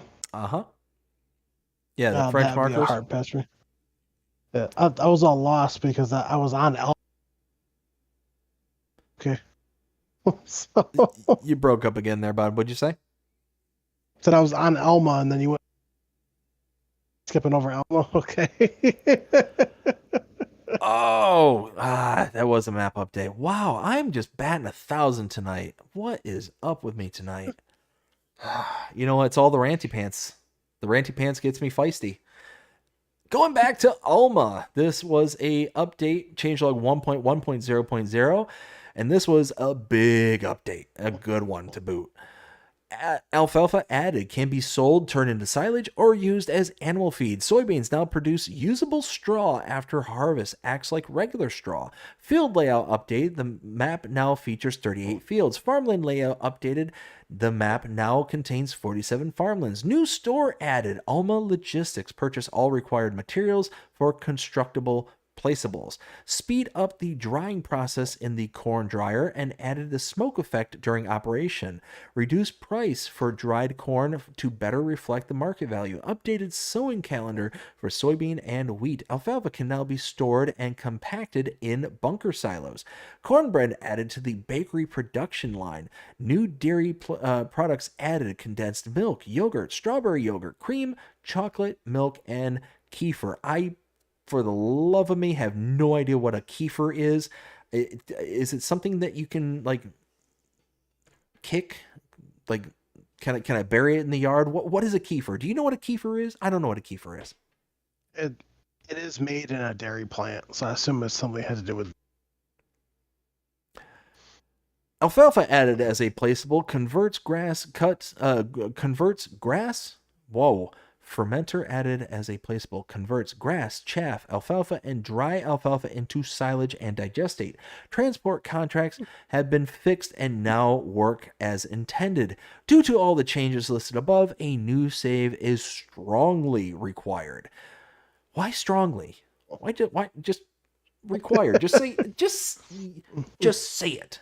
It is required. Not don't insinuate that it is something. Just say it. Use your voice. He wanted to put that in there. Okay. Strongly. You know what? Celebuki makes amazing maps. This is an amazing update. So you know what? Strongly, I'll let it pass this time. Celebuki, you've earned it. You've earned the pass. But I went through this on my update video. This is amazing. Absolutely amazing. Again, game-changing for this map. The alfalfa being added in is amazing. It looks great. It works. I've seen it. I've used it. I've played with it. The soybeans now producing straw. He is right now. The soybeans using straw, or producing straw. Amazing. Love it. You've got the field layouts. Okay, it is what it is. Not a huge deal.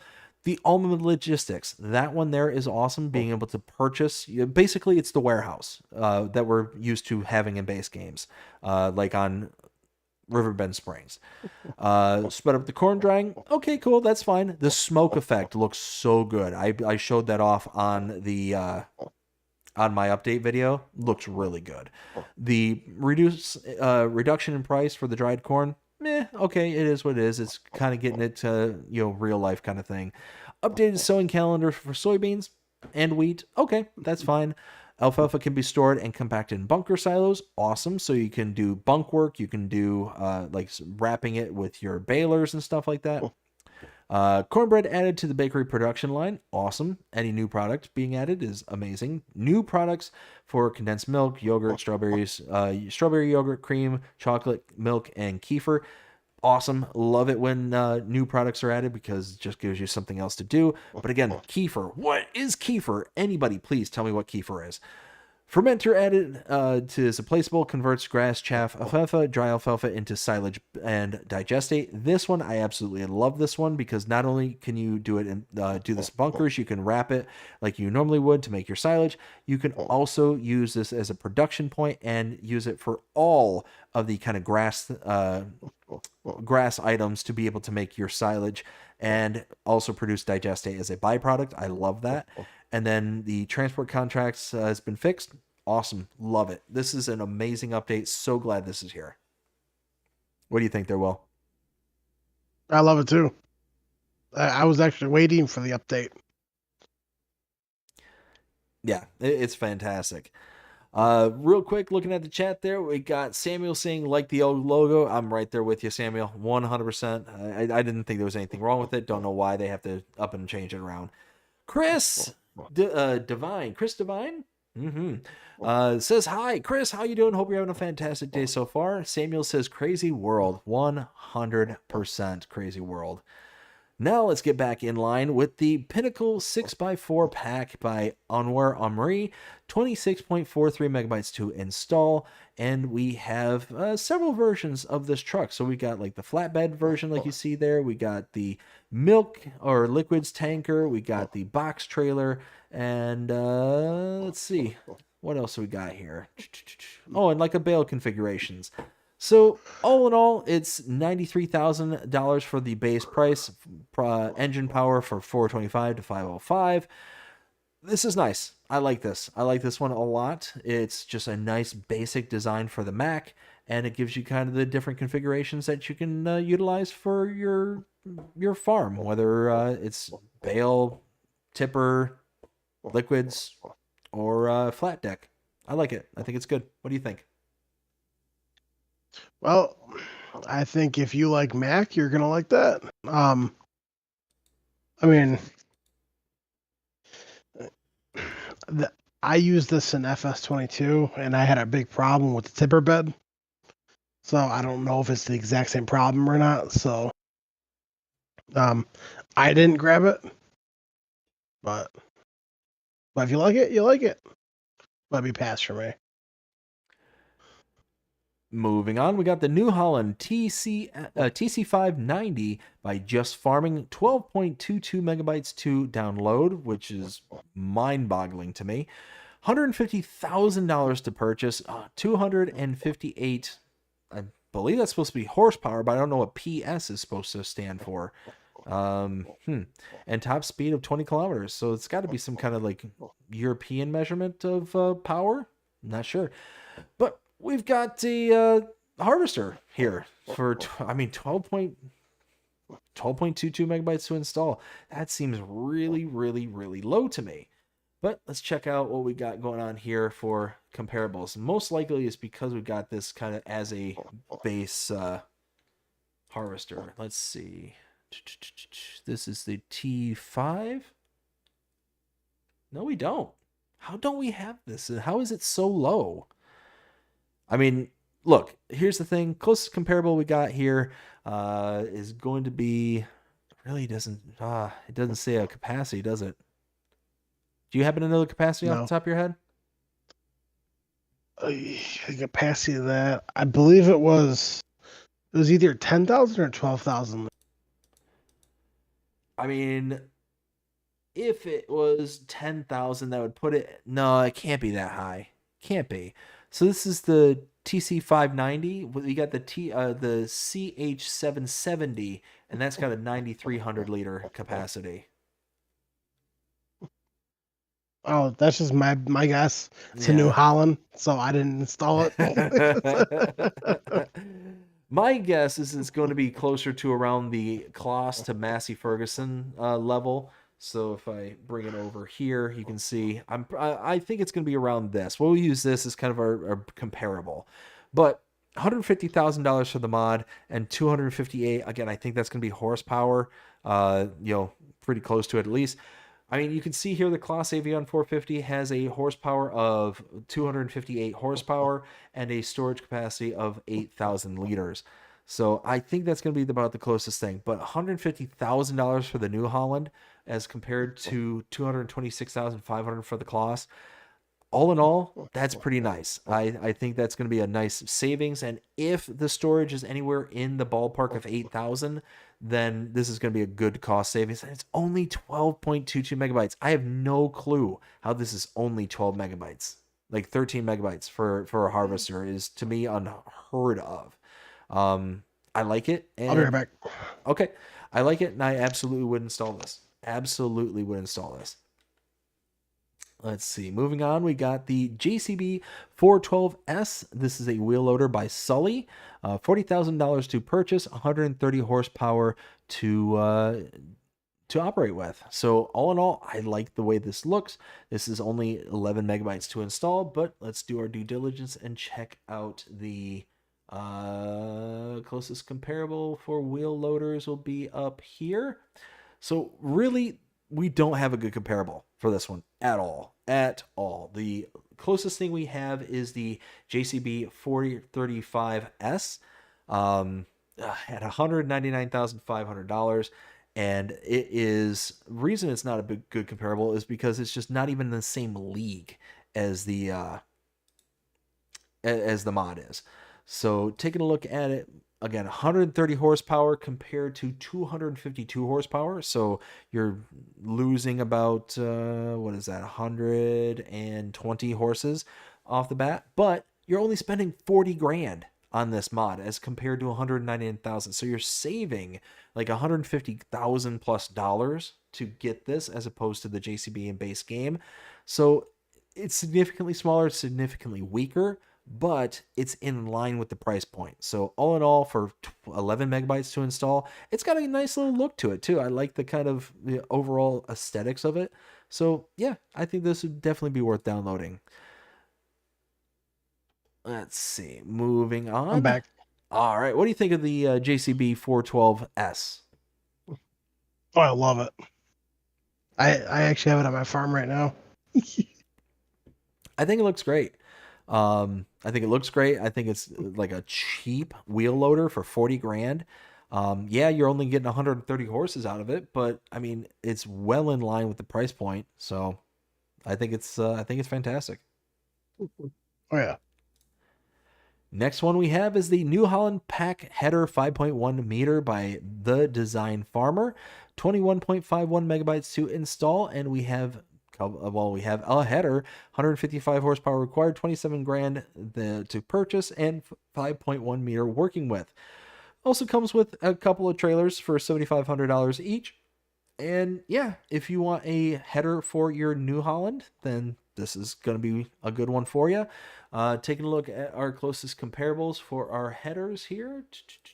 We've got, 5.1 meter working with.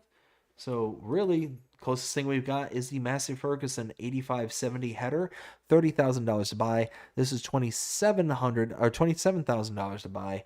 So all in all, right off the rip there, I can see that this is 6 meters compared to 5.1.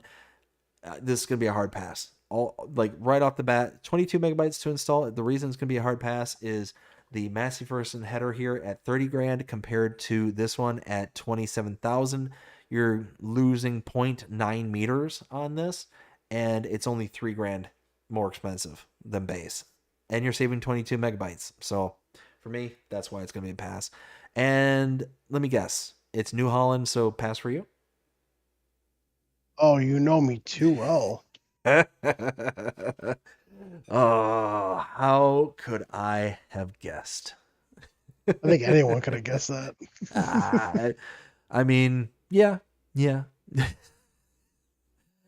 Next one we have is the Cressani Compact 10. This is a corn and sunflower header by SMI Modding Team. 12.66 megabytes to install, $80,000 to buy, 7.8 meters working with, and it's color configurable header that can fold up, and I like it. I like this one a lot. Almost 13 megabytes to install, and it's a corn header, sunflower header. It's got nice compact, folding mechanism to it, so you don't have to necessarily have a trailer or anything for it. We take a look at our closest comparables. The working width, again, is 7.8 meters, so we're looking at, really don't have a good comparable because it's kind of one of those in-betweensy. We got the Capello Dymet 8 at 63,500 at 6 meter working width, or the Geringoff North Star 1230 FB at $108,000 and 9 meters. So this is almost like right in the middle of both of these here at almost 8 meters working with and $80,000. And it's right in the middle of the price point too. So all in all, I like it. 13 megabytes, and yeah, it's going to fit pretty much any color scheme you want because it's color configurable. You can go from there. What do you think there, Will? Love it. I'm so happy it's back. And this is the one where it's kind of the funky folding. So like normally you got like the Geringoff or the Capello, they kind of fold inwards, like on top of itself. So it kind of does, like if I bring the camera in, it does one of these as it's kind of out, it folds in kind of thing. This one kind of has a funky mechanism to where it kind of like rises up and then kind of comes in upon itself. So the middle part becomes the middle part on top kind of thing. It's kind of hard to describe, but you can kind of see it in this screenshot here, to where it's just kind of folding in upon itself rather than folding over. I think it's nice. I like it. Let's see. The next one we have is the Claas Conveo Flex Pack. This is a grain header combination by GEFD25, 64.79 megabytes to install. And we got several headers here, including a 7.7 meter, 9.3 meter, and 12.3 meter, respectively. We've got a price range of $49,300 to $79,800. And we got some headers. We got a whole bunch of headers here. We got 3 in particular, and there we go. All in all, it's a nice pack, but a bit on the megabytes. Almost 65 megabytes to install this one. If you got a Claas harvester and you want this, that's all fine and dandy. But as best as I can tell, let's see. We got a 7.7 meter Claas. 7.7. So this is 6.2. 13. So this does kind of fill in some gaps that are missing from base game. And the price points are a bit cheaper than what we got here in base game. So base game 6.2 meter compared to the 7.7 meter. The 6.2 meter base game is 52,000. The mod is 49.3. So you're actually saving a little bit of money and getting a bigger working with. Let's see, the 9.3 compared to the 10.8 is 58,600. So it's almost half off the kind of base game, but you are losing about 1.5 meters in working with.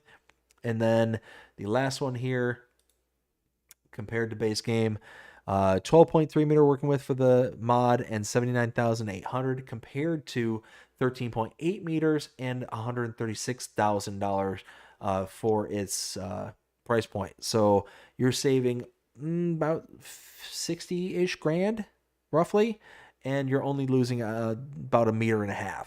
So all in all, this is a nice combination of price per size. It does fill in some gaps that are missing from base game, but overall 65 megabytes to install. Yeah, it's a price savings, but it's also a lot for the megabytes. So I'm going to pass on this one. What do you think there, Will? Well, if I was on my PC, I'd get it because it's class, but on console, pass. Gotcha. Next one we have is the K-Brand GA8030. This is a windrower by AgriBusiness Austria, 20.71 megabytes to install, $33,800 to purchase, and a working width of 7.3 meters. 70 horsepower is required for this. So if we take a look at our windrowers and base game stuff that we have, what is a 7.3 meter working with? Let's see. Well, closest one we're going to have is the Samaz Z2 840H, $19,500 to buy. This one is $33,800 to buy. So right off the bat, the mod is significantly more by almost 12 grand to purchase. And working with for the Samaz is 8.4. This is 7.3. So you're losing 1 meter. You're paying more. And I mean, all in all, this is going to be a pass. I would stick with the Samaz personally. You're going to get a bigger working with, and you're going to spend significantly less as well. What do you think there, Will? Hard pass. Man, it absolutely looks fantastic because it's from ADA, AgriDesign Austria. But yeah, hard pass. Exactly. Next one we have is the Lizard SV20R. This is a slurry tanker by NicoDo55, AgriDesign Modding, and Dysense Agri. 34.93 megabytes to install, price point of $70,000, and a capacity of 21,100 liters, and a working width of 12 meters. So yeah, we got ourselves a little slurry spreader here. Looking very, very sharp indeed. If we take a look at our comparables under slurry tankers, let's see, 12 meters, exact. So working with. Really don't have a good comparable with this one because this has got the, does this have the attacher to it as well? Because it slings it out the back. It does have the attachers in the back. So yeah, all in all, probably about the closest thing we're going to have. It's a kind of a stretch, but we'll go with it regardless. Is going to be the Flegel PFW 18,000 Max Line Plus. You can see here the base price of $102,000 and a working horsepower needed of 225, 18,000 liter capacity. The mod is 70,000, so you're saving about 30 grand. 21,000 liter capacity as compared to the 18,000 from the Flegel, and 12 meter working with compared to the 15 meter working with here for the Flegel. Now, yeah, you're losing about 3 meters, but that is based, I presume, based off of just the actual like spitting capacity rather than the actual 3-point attacher, because the 3-point attacher will actually have a different like working width. So all in all, I think it's nice. 35 megabytes for it, though, is a bit much for me. So it's going to be a pass simply because of the megabytes, but it's highly detailed. It looks fantastic. Yeah, it's just going to be a pass. What do you think there, Will? Pass. I already have my favorite slurry tankers in the game. Next one we have is the Lely AP730. This is a square baler by ARM Team. 10.37 megabytes to install, and we've got a $14,000 price point for the square baler with a capacity of 464 liters. So these are the baby bales. We also have the 730C, which is the $14,000. Like I said before, it's the same price. But basic differences, you got the ones that'll either spit the baby bale out the back, or it's got that kind of ramp that'll throw it onto a trailing trailer kind of thing. So same price point, it's just the kind of configurations that you have here. All in all, this is going to be a pass for me. I very, very rarely deal with the baby bales. If I'm playing on a very, very small map, like very tight confined spaces, then I'll consider breaking it out. But all in all, this is going to be a pass. What do you think there, Will? Exact same as you, man. I don't really use baby bales at all. So pass. Now, taking a look at our closest comparable here, the baby baler that we have in game is the Master Ferguson 1840, and it's going to produce the same style of bales, the little itty bitty baby bales at $22,000 compared to the 14 grand. So if you like using baby bales, then this is going to be a good price point. It's not that intrusive in file size. So all in all, this is a good mod to have in compared to the base game stuff that we get, but it's just, again, for us, we don't use the babies, so we moving on. Next one we have is the Poniger Impress 125F Pro. This is a round baler by Hispano, 22.79 megabytes to install, $48,000 to purchase, and a horsepower requirement of 100 horsepower. If we take a look at our comparables, again, we take a look. We'll probably use just the Gavile because I think that's all this will make, I believe, are the small bales for the round bales. Am I mistaken about that, Will? Only 125s. 125s it is. So the Gavile G1 F125, $60,500 to purchase. So you're already saving about 15 grand right off the bat. Horsepower required for the Gavile is 120. This is only 100. So 23 megabytes to install is not that bad, but I understand though if round bales are not your thing, or if you don't like the kind of stop and go round bale fashion, might not be up your alley. But overall, I can see installing this if I wanted to use round bales and kind of use the baby bales of the small round bale variety. All in all, it's nothing that kind of sticks out and disqualifies it for me. What do you think there, Will? Pass. I always try to go for the bigger a baby bale, then I'll just just creates more floss work. baler. Yep, just creates more work. Next one we have is the Lemken Arjurit 9 and Solitaire 23. This is a planter by WillTGaming. It's 21.72 megabytes to install. And we've got the front tank for the Lemken here for $8,000 and 2,000 liter capacity. We also have the Arjurit 9, which is the actual planter itself, $63,500 and a capacity of 600 liters. So very, very tiny. It is reliant on that front tank, quite frankly, and has a working width of 6 meters.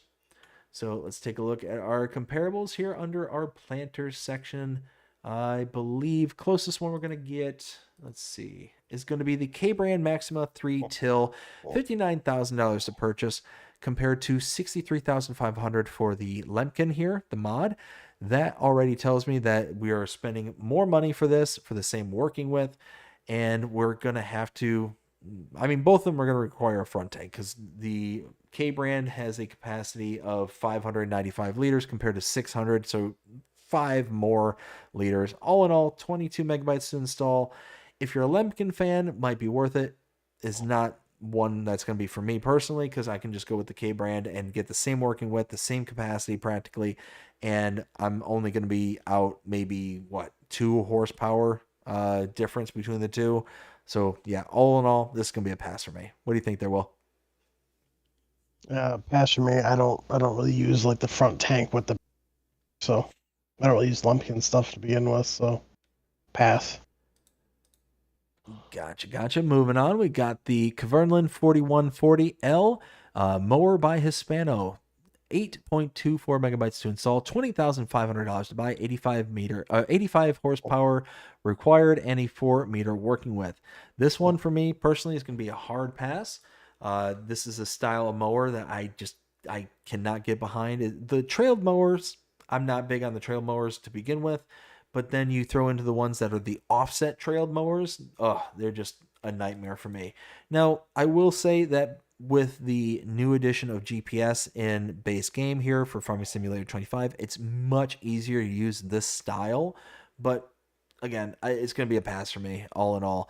But doing our due diligence, taking a look at the price and the comparables, $20,500 for this one here. If we take a look, probably the closest one that's going to be in the same vein is the Vermeer TM1410 trailed mower. So $49,500. So this one is well over $20,000 cheaper. It's almost $30,000 cheaper for the Kvernelands compared to the Vermeer.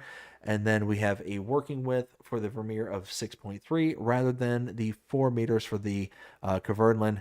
And the horsepower for the Vermeer is 110 compared to 85. So all in all, the Vermeer is cheaper. It's a little bit smaller by about 2.3 meters and significantly less of a horsepower requirement. And it's only 9 megabytes to install when everything's said and done. So yeah, this would be one. If I used this style, I'd be on board with installing it. It's just not my style. What do you think there, Will? It would definitely be a pass for me. Let's see. Moving on, I think we're approaching the last little bit here, if I'm not mistaken. Let's see. We've got the Kubota VS Pack Fertilizers. This is a fertilizer pack made by Raleigh Christie 1 VSR Modding Sir, 10.15 megabytes to install. And we've got a variety of prices because we got a variety of equipment. So we got the VS 1650 for $19,850, going all the way down to the 220 at $6,350. So we got some fertilizer spreaders.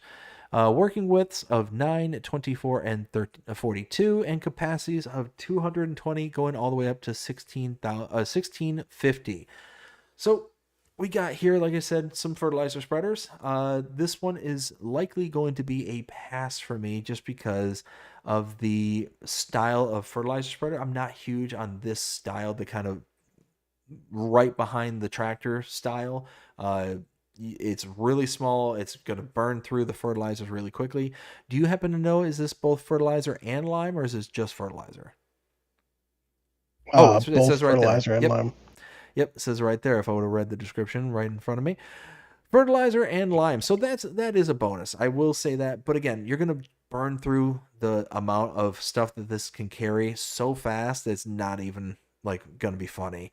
Very, very small farms and fields that are going to be utilized for this overall. So again, looking at our closest comparables here, really it's going to be, for the smallest version, it's going to be the Salac RZK 300H, and price point of that is $2,000 compared to $6,350 for the small one.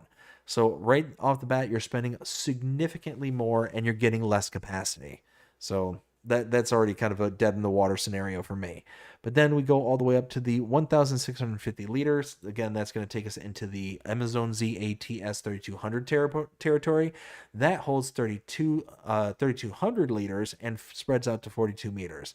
This will only hold almost half of that capacity and costs $19,850. So you're saving about $4,000, $5,000, and you're getting half the capacity.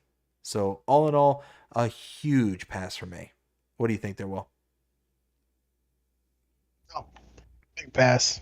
Big pass. I mean, if I use a solid fertilizer spreader, I use the one from the Plains and Prairies, the Salford, or I'll just use the Fendt or the Fendt Rotogator or the John Deere self-propelled.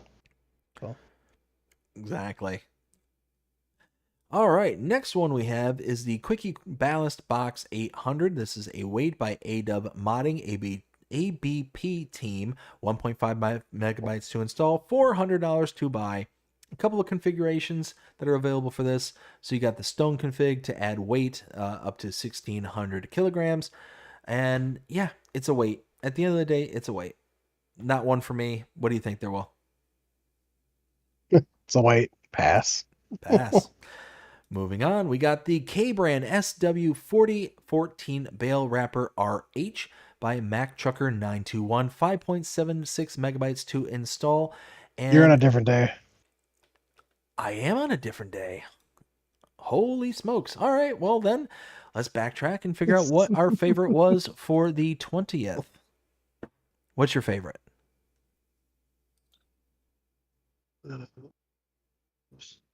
I would probably have to go with the Cursoni Compact 10.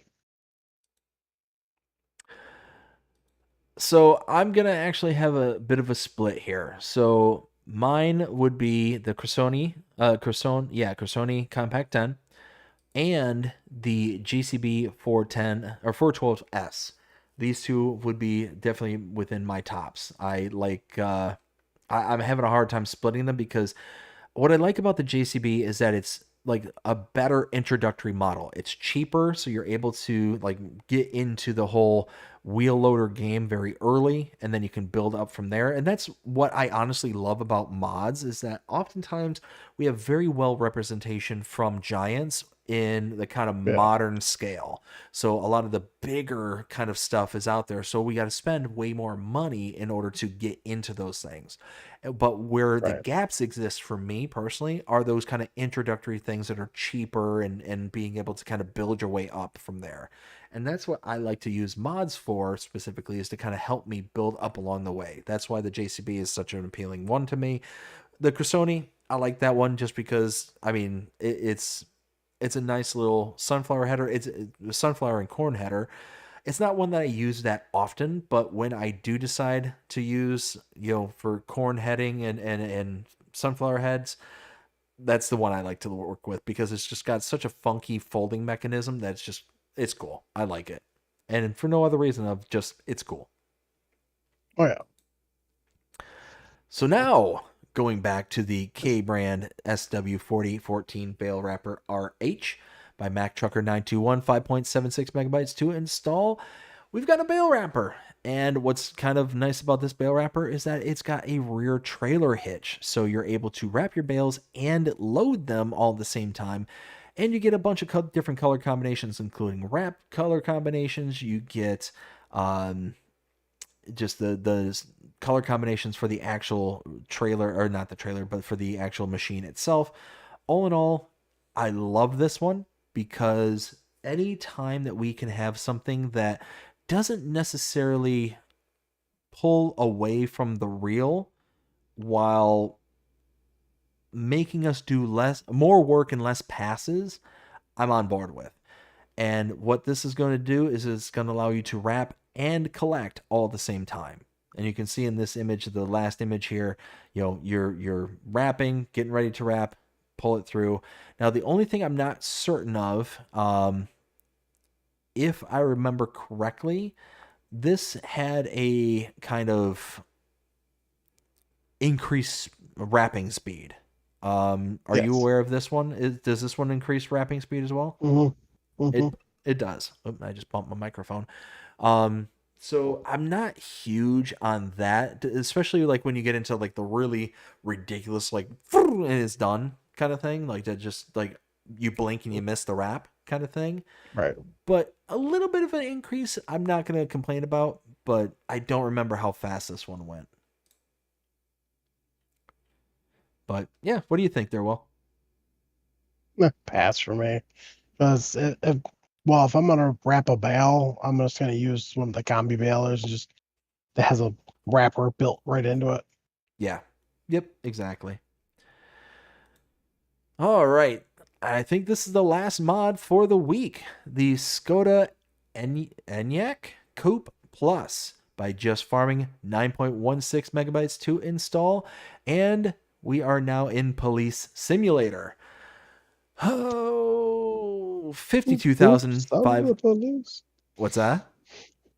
Whoop, whoop, sound of the police. Whoop, whoop. $52,500 to buy, 299 horsepower. This is a hard pass for me. It's I've never had a need to get into the kind of quote unquote deco this hard that I want to be able to make a police vehicle or, do any kind of craziness to where it's going to just add this level of detail to the game. So for me, it's a pass. I understand there's going to be like scenarios and stuff where people might want to add this in as kind of like a storytelling or kind of a insert kind of thing here. But again, for me, it's going to be a pass. What do you think there, Will? Well, I like it because you can open up the doors. There's straps in the back, like it's, and it's more functional than the base game. So, I like it. It's definitely nice in the fact that you can tell the modder went out of their way to add a bunch of functionality to it and open the doors and all that stuff. But again, as many people who watch the show knows, I'm not huge on like, okay, well, let's open doors, let's open trunks, let's do this, let's do that. It just adds to the size of the file to me, and it's not a big a payout. Now, this one's only 10 megabytes, so it's not that bad. When you're getting the opening doors, the opening trunks, the straps, like Will said. But you're going to fit a bucket in there. Like you can see in the second screenshot, a bucket. I mean, you're not going to fit a pallet in there. You're not going to fit like any major things. But it's only 10 megabytes because it's already base game. Exactly. All I did was just add some. All I did was just add some things to it. So. Exactly. So, again, this one's going to be a pass for me. What do you think? Is this a go for you or you pass? Oh, I installed that because you can open up the doors. We'll play. There you go. There you go. So yeah, that is it for the week. Is it? It is. It is. Yeah. It is. Yes. Your favorite for the 19th? Car. The rapper. I mean, we have one of two options, and Yeah. I just got done saying how I don't care for the doors and the things and the vats and the thises, and therefore the rapper is kind of the default for me. And you said, okay, hey, doors open. I'm happy with that. So makes sense. Oh, yeah. So yeah, oh, yeah. All in all, what do you think of the week that we had last week of the mods? Well, I feel like Monday we didn't get nothing. I feel like Tuesday definitely shied out for console players. And it was more for PC players. And then on Wednesday, I feel like it also kind of got shied out as well. Thursday was a big mod day. There was 43 mods total. Yep. And then of course Friday was nothing but a ridiculous amount of mod updates that dropped. So, I mean, overall, I'm glad we got something. That's all I can say. Very true. Very true. Now, do you want to move on to the news? We can. Yes, just give me 1 second. Well, while we're waiting for you, do you mind if I say part of the news? Right ahead. So, for those who keep up with the channel, will know that I put out a video yesterday, and that was an early look at a upcoming map for Strasburg, Pennsylvania by Jaked Up 77, and ended up doing a kind of quick overview, not a tour per se, but just a kind of like, where is it now? Because right now it's currently in beta testing. So if you're interested and you're on PC or Mac, go ahead and check out the link in the description of my video, and go ahead and you'll be able to download it in its current state from his itch.io profile. And what you can do is you can just go through it and see if you can find any kind of weirdness or oddities or anything like that. And you can report it back to Jaked Up 77 to where he will be able to address it downstream. I think it's going to look fantastic when everything's said and done. In its current state, you can kind of see how everything's going to lay out. He's basically got all the terrain detail and all the kind of rivers and creeks all laid out. It's based on a real life location. It's actually got his real farm on the map itself as well. So I thought that was really cool. It's based off a real life area, so it's got real terrain data to it. It's got like actual real farm placements and stuff like that. It's really, really cool. And there's more details that are going to be added later on. So all in all, I think we're going to have a really, really nice North American style map on the on the East Coast. Anybody who's seen my video will know why I'm pointing that out, on the eastern side of the country. Because, again, running theme here tonight is Dave Dumb and having all sorts of issues here today. No, for those who haven't seen it just yet, I made kind of a big deal thinking that it was a Midwestern style of map. And no, Strasburg is on the eastern side, almost on the Jersey border there of Pennsylvania. What ended up happening, funny story, is I didn't know where Strasburg is. I had no idea where Strasburg was located within the state of Pennsylvania, so I looked on my phone. And my phone and I have a love-hate relationship. Mainly the keyboard and I have a love-hate relationship. It loves it when I hate it. And needless to say, I went to type in Strasburg and got Saxonburg. Well, Saxonburg, for those who are not familiar with it, in the state of Pennsylvania, is on the west side of Pennsylvania, right there by Pittsburgh. I wasn't paying that much attention, apparently, and when Saxonburg came up, I just zoomed out to see where exactly within the state of Pennsylvania it is, and so it was on the west side, so I presumed, hey, this is a Midwest-style map, and I made kind of a to-do about, hey, this is a nice kind of addition for the Midwest, and I was wrong. I was deeply, deeply wrong, but all in all, I think it's going to be a very nice looking map. Big shout out to JakedUp77. Thank you so much for giving me the opportunity to do a early look at it, to kind of review it, and kind of to put it out there. Like I said, I want to create some hype around that map, because anytime that we get a nice American style map, I'm going to be totally on board with. And I think this is going to be a good one going forward. All right. That's all I had. All right. Getting on with the news.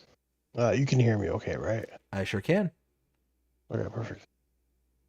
So the very first bit of news, something that I actually really just shared. This is from Hispano. He's got one mod pending. He's got 1, 2, 3, 4, 5, 6. Wait. 2, 6, 7, 10, 12, 13. He's got 14 mods in testing, 3 days into testing. Wow. You know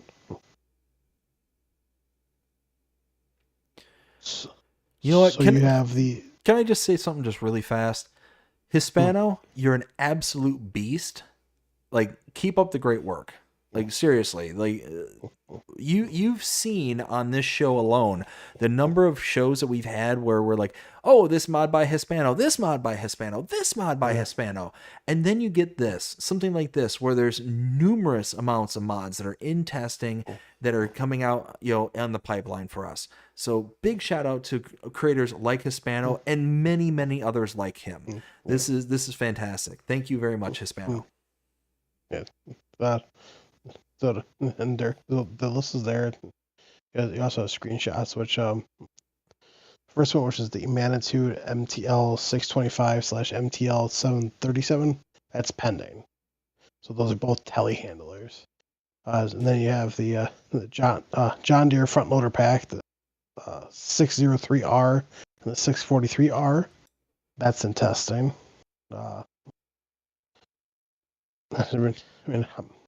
I mean, which isn't bad. And then you have the Manitou 18-4, which is a forklift.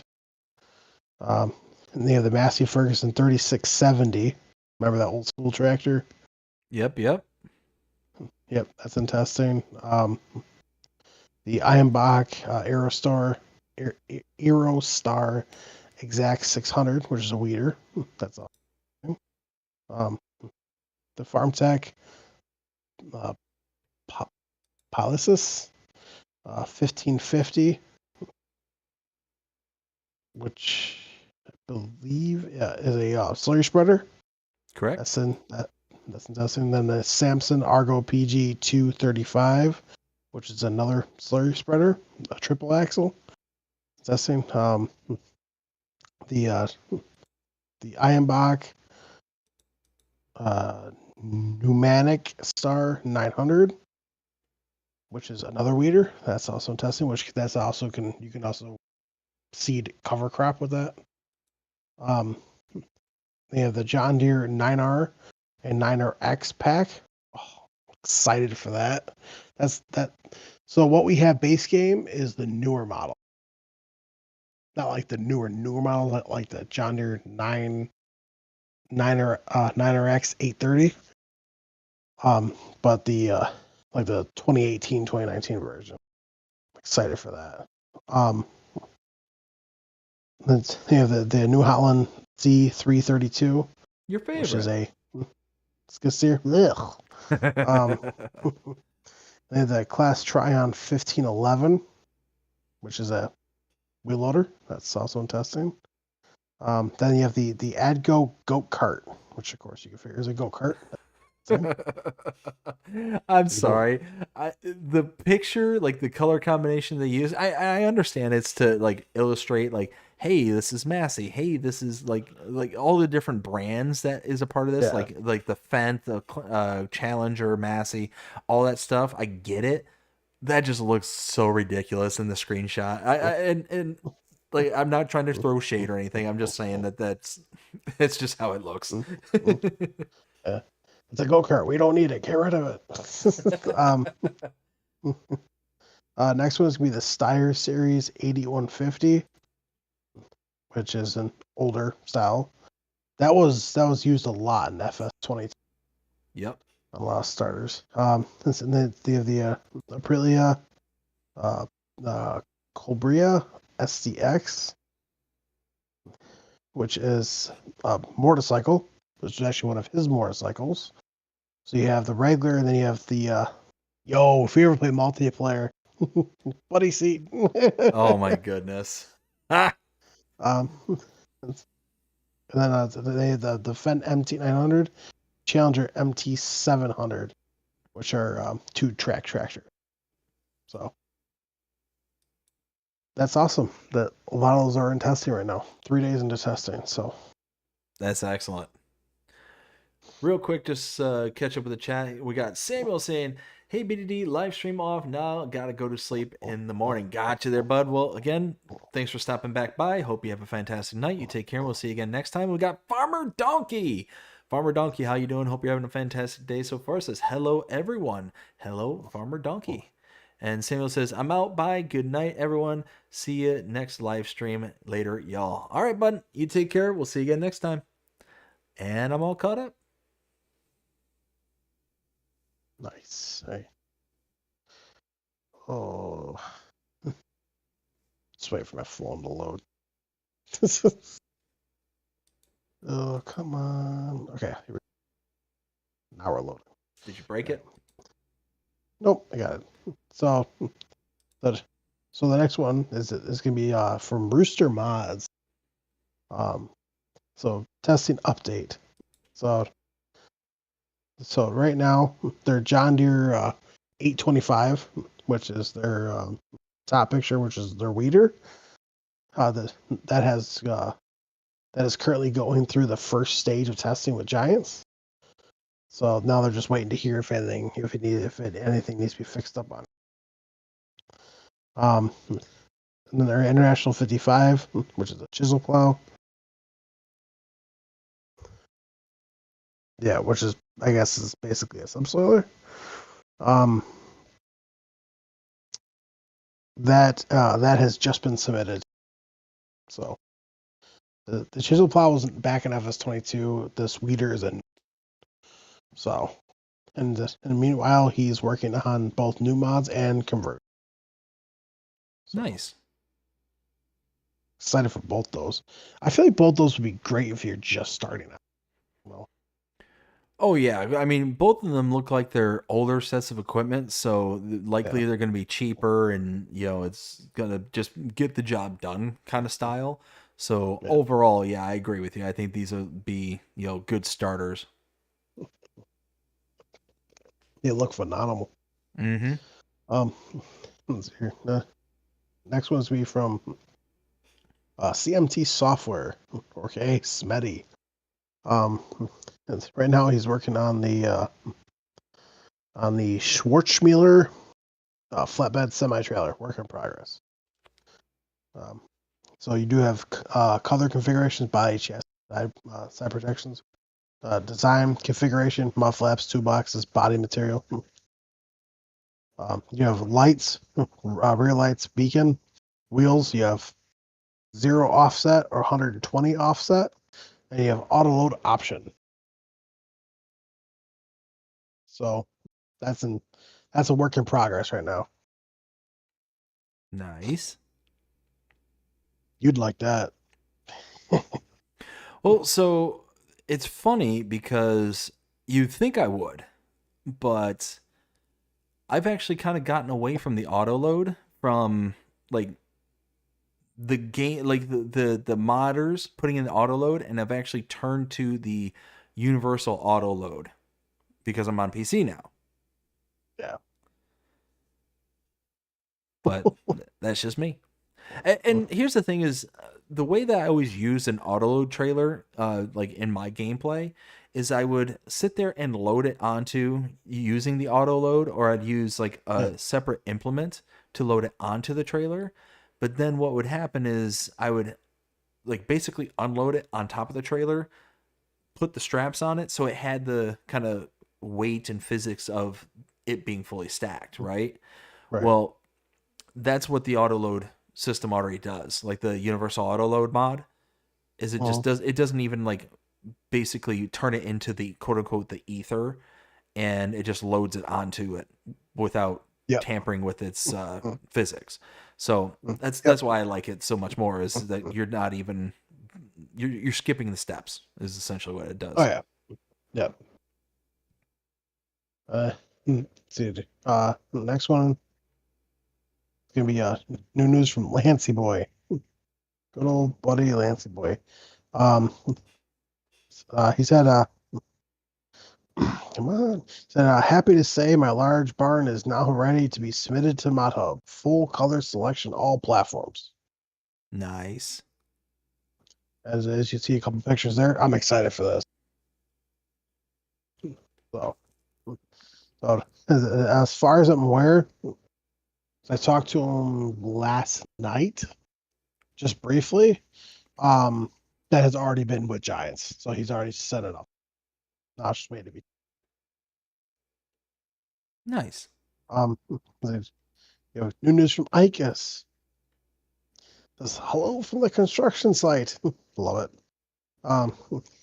You have modern house, look more like European house in works. 2 colorways, outside walls in progress. House of course and House of course has and the house of course has a playable interior. Stay tuned. So it will have an interior. So looks really good.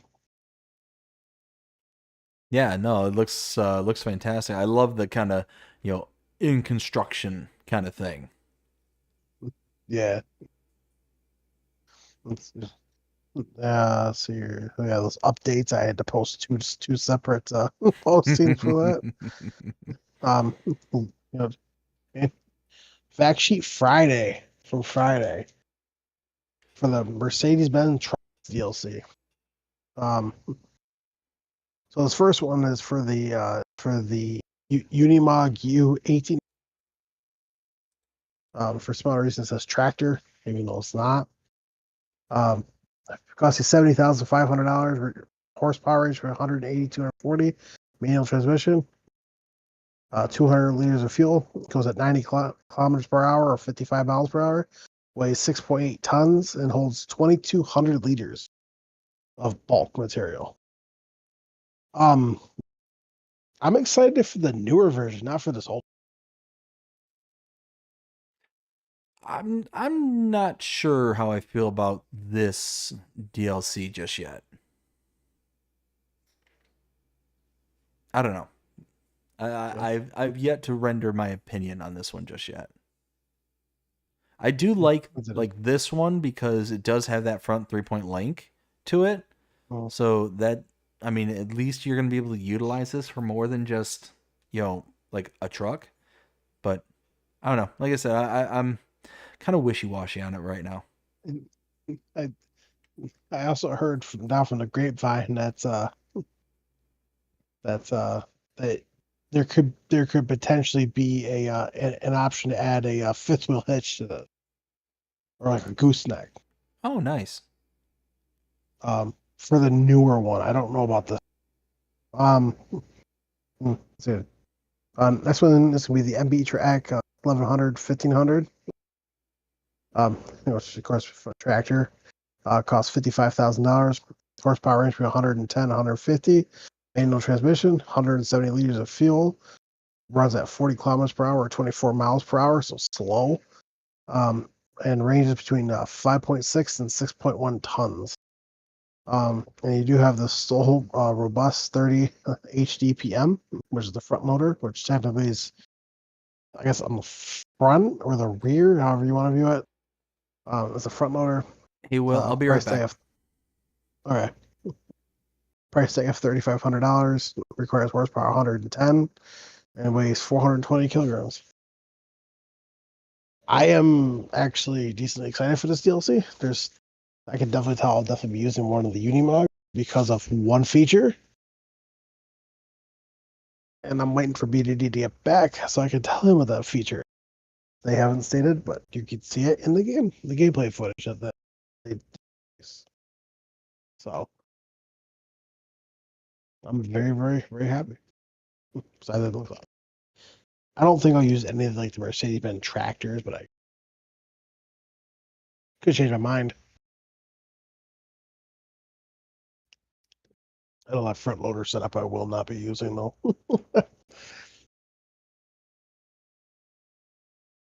Semis maybe on the European map. Maybe. I don't know why both my small. So.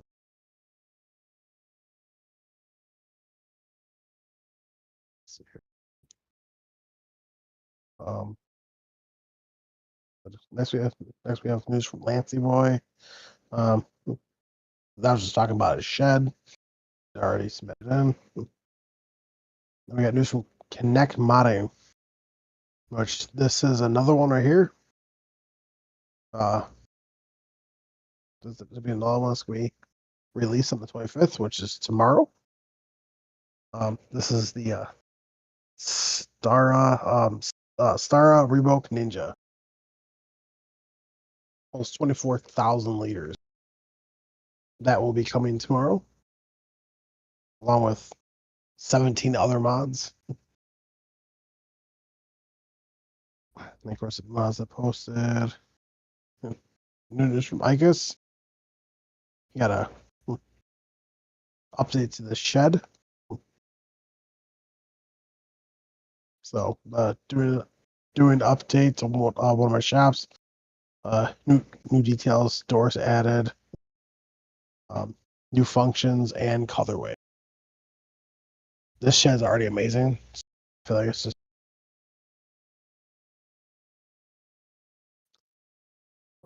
other new mods I posted.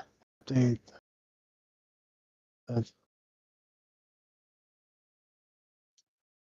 I have new news from EED 123 Corner. 123 3D Corner. Um, uh, just basically just showing progress on his on his um on his old style cloth telehandler. I'm very, very excited for. I think it's going to be absolutely awesome.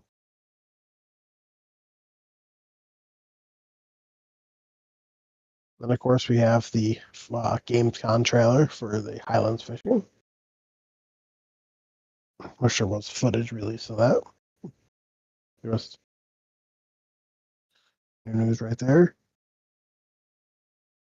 Of course, we got more news from Icus. Got some more sheds. Or,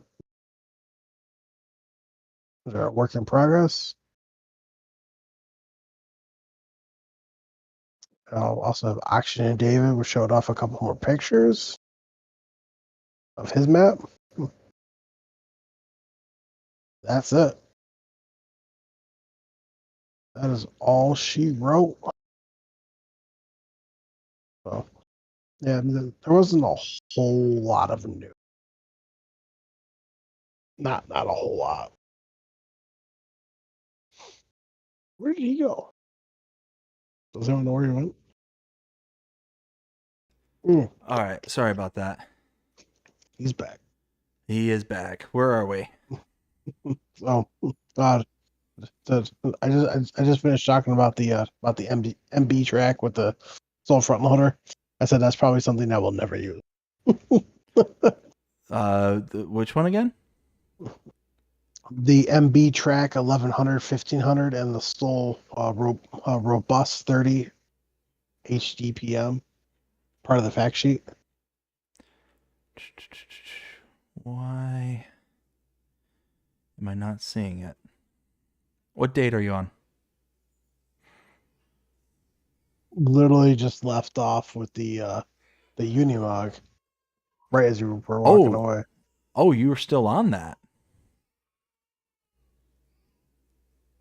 I was talking about it, so. Gotcha. So. All right, yeah, I got the little ones there. Mm. My eldest ran off and joined my wife in the bedroom. She's snuck into her room, and then the youngest is in her room freaking out right now. Oh, jeez. Oh, no. What I was going to say, because there was new features that from Gamescom for the new DLC, including the Mercedes-Benz truck pack DLC. There's a new feature that they did not announce coming. What's that? Workable cameras. Workable cameras? What do you mean? So let's just say if you're in like that newer style unit. Now, you know how like on some Oh, you're breaking up again there, bud. Okay, so like in like a potato char, you can see like camera that's like pointing towards like side. Yep. Yeah, there's workable cameras, so you can on like the Union, you can actually see the pickup behind you in in actual time in the game, and actually see it pick up the swath. Like No, that's the pretty cameras cool. work. That's really cool. So I'm like, that right there to me is Yeah, that's definitely a biggie. so. Now, just real quick, gonna catch up with the chat here real fast. I got Farmer Donkey says, doing great. Thank you for asking. Oh, no problem at all. Farming with Outlaw Ag. Outlaw, how are you doing? Hope you're having a fantastic day so far. Says hi, everyone. Outlaw says, sorry I'm late. Just got to the motel. Had a really long day. No worries there, bud. No worries at all. Donkey says, hello, Outlaw Ag. How are you? Outlaw says, doing okay. Forage harvester broke down on us. Oh, that stinks. Also says, been working on it most of the night. Just got to the motel. Ugh, that stinks, man. Let's see. Donkey says, oh no, how bad is it going to be to repair? And then Outlaw says, BDD, let me make sure that one mod I have works, and we'll send it over to you. Oh, nice. Yeah, absolutely. I'll keep an eye out for it. All right, I'm all caught up. So, next one's from Lance Way, which we are announcing he was going to get off. Then we have new news from Connect Modding. This is just one of the 18 mods becoming. Our Revoke Ninja, which holds 1,000 liters. Wow, you're breaking up really bad. Like, really bad. What is going on? Can you hear me? I can, but I'm looking at the... Huh. Yeah, I don't know what's going on and why it's breaking up so bad. Anyways. Yeah, so there's another auger way tomorrow with Connect Modding stuff. Serious. I wonder if we try to disconnect and reconnect to the call, because, like I said, we're getting like every other word, if that. Discord. I know. You know what? Here, let me do a direct call to you rather than just the general chat. Okay. All right.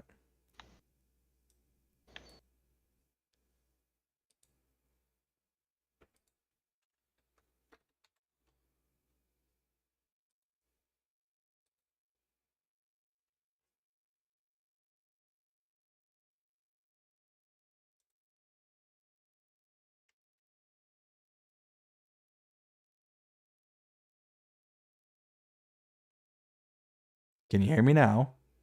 I can hear you. All right. Let's see if that helps at all. Maybe I'll give it like a priority. Okay. Seeing as it's a call and not just a chat room, you know? Right. I got you. Next one's to be from Icus. He's updating that shit I was talking about, the L-shaped one.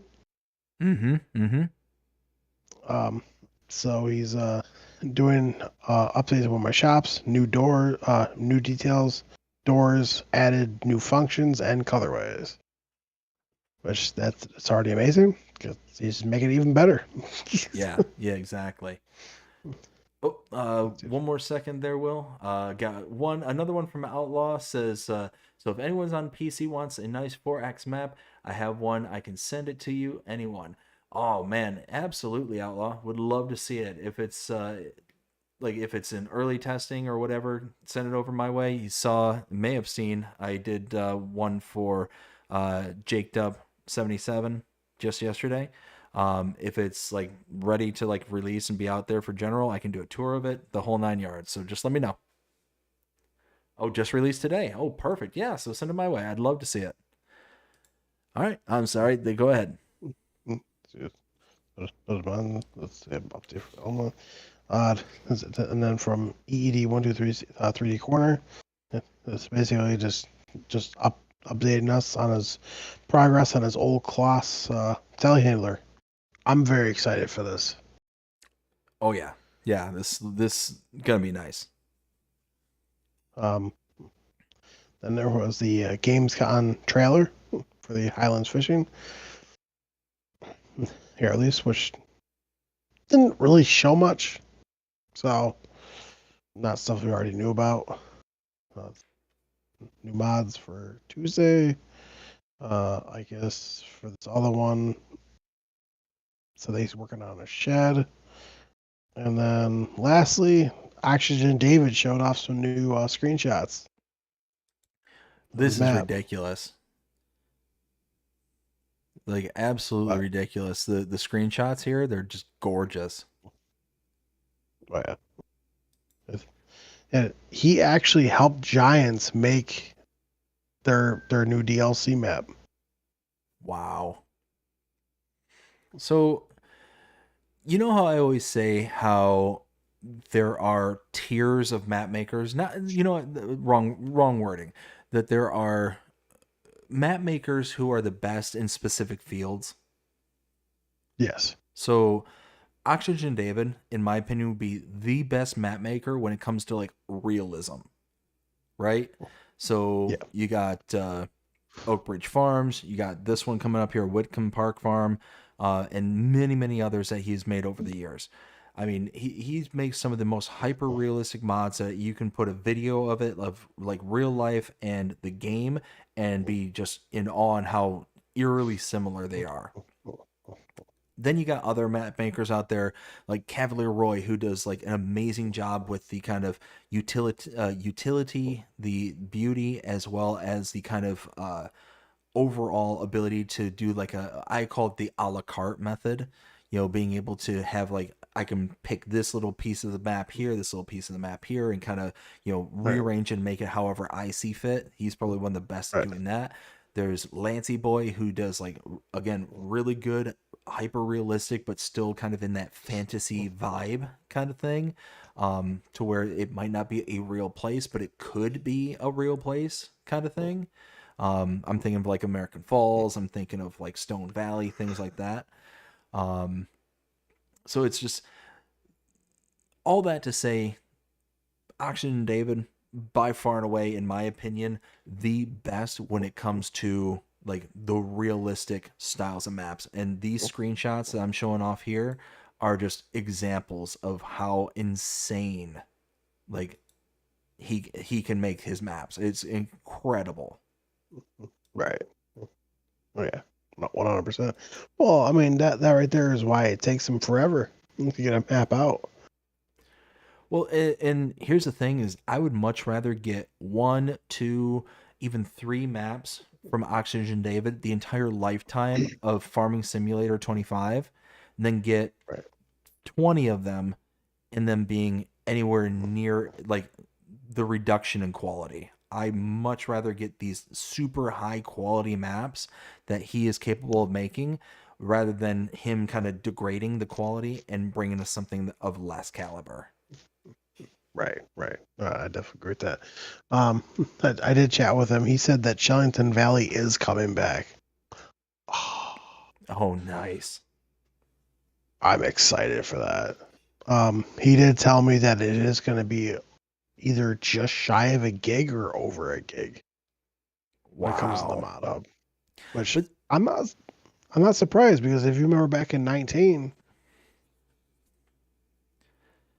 But see, here's the thing: is I'm fine with spending the megabyte size. I know this whole show typically revolves around me complaining about, you know, things being too big on the megabytes, or too whatever.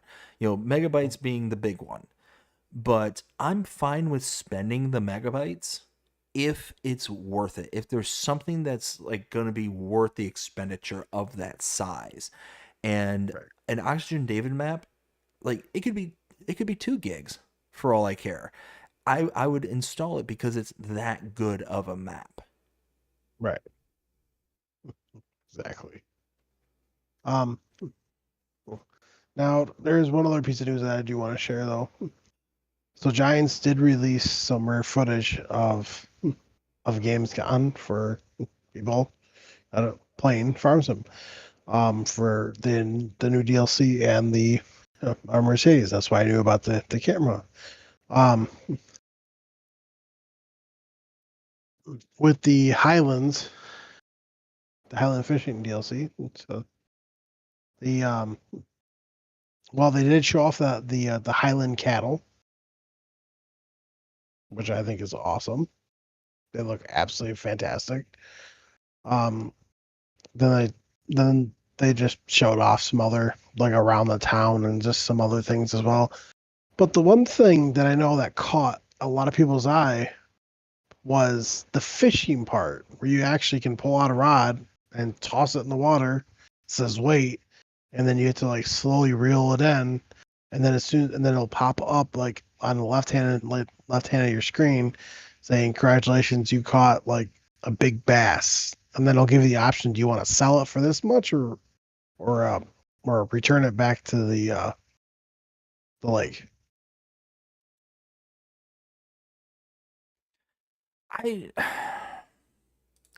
Here's the thing: is I don't know how I feel about all that. I really don't. It's one of those where the fishing, I think, is going to be kind of a kitschy kind of thing that's going to be, cool to do for maybe about 20 minutes. And then, meh, it's going to be kind of old after a very short amount of time kind of thing. I would have much rather had gotten something that's a bit more like in the farming sphere rather than them spend all the time and effort that they're taking to develop that portion of the game. Does that make sense? And I mean, see, I personally would rather see alfalfa added, like a different crop, instead of that. Yeah. And I mean, this is going a little bit too far, but I would rather see, of course, the alfalfa, but to like redo like the whole animal way. You feed cows, so like you actually have to make haylage, alfalfa silage, and corn silage, and mix it in together with like a different product to make TMR like you usually would do instead of that feature. Yeah. But that's just hopes and dreams right there. Yep. Yeah, no, exactly. And in the background, I'm playing the Highlands trailer right now just to kind of give a little context. But it's, like I said, Giants does an amazing job on creating these maps.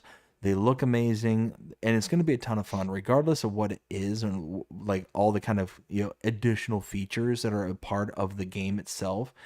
But it's just one of those where, like I said, that feature in particular with the fishing and all that, it's just never really kind of caught my eye. I don't know, just not something I was really kind of really like in awe over. I'm more in awe over the map and how gorgeous it looks in a lot of places. Like there's a scene back here. Where'd it go? Yeah, there you go. There's a scene right here where it's got that kind of trestle bridge that looks like directly from Pelinier, like the kind of archway covered bridge. There's just so many like beautiful features on the map that I'm just really excited over. You got the kind of bridges and connections, just like a typical, European style of map, it's likely going to have kind of like hemmed in feel to the fields and to the roads and stuff, where you're going to be kind of like you're going to be stuck in certain areas and you've got to go in a certain way, go out a certain way, all that kind of stuff. And that's kind of what I'm expecting. Like it just shows here with the fishing reel, like you were saying earlier, with it kind of casting out and all that stuff. Like I said, it looks amazing. It looks gorgeous, but I don't know, just there's those little things like that kind of, I don't want to say bother me, but just like, I would have much rather them spent their time in doing something else that would have been more related to the game itself rather than adding this as a feature. No, I got you. I totally agree. I know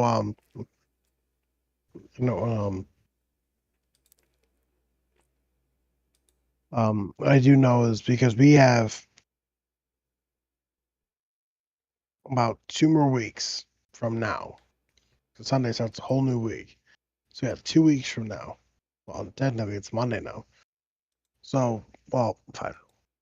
2 weeks, 1 day, because it's on a Tuesday, until the Mercedes-Benz DLC gets released. So that means that we're definitely going to be seeing patch 1.11 and the free content update here pretty soon. Yep. So. Now, the one thing that I'm actually really excited about in regards to the whole new map that's coming out is I'm at the part of the map where you can actually see the swath crops on the ground. Mm-hmm. You know what I'm talking about? Yeah. And my hope is that means that they're going to be making some sort of improvement with the swath crop, crop swathing in game in regards to like maybe they will improve the contract system to allow you to do swathing on a contract rather than just on a field that you own. They got the Grimmy pickup, the machine that picks up from the ground, the swath picker upper. just things like that. I'm hopeful that those are going to be kind of some of the additions and stuff like that. Oh, I mean, I guess we'll just wait and find out. Yep, exactly. So, But I think we have reached the end here, good sir. we have. Another week, another AgriBusiness Tonight. I tell you what, I love it. I absolutely love it. I really do enjoy the show. I really do enjoy kind of going over the mods and kind of taking a more in-depth look, because people saw my stream just, every once in a while I'm like, oh, hey, click and download and all that stuff. And it's because I might breeze over some of the things that, I wouldn't necessarily do or necessarily like hone in on too terribly well when I'm just kind of going through it during the week. But during this show, it gives me an opportunity to kind of focus a bit more and really like, okay, this is actually worth downloading, especially like the tractors and stuff like that. I tend not to deal with the tractors because, number one, I'm not going to sit there and have the mod hub open on one screen and the game open on another and be like doing the comparisons kind of thing. That's when I really feel like it's really of value, because then you can see like, oh, well, this tractor it's cheaper, it's more powerful, it's this, it's that, and it's the other thing, or specific sets of equipment that will do the same exact thing with. I don't know. I learn a lot while doing the show as well.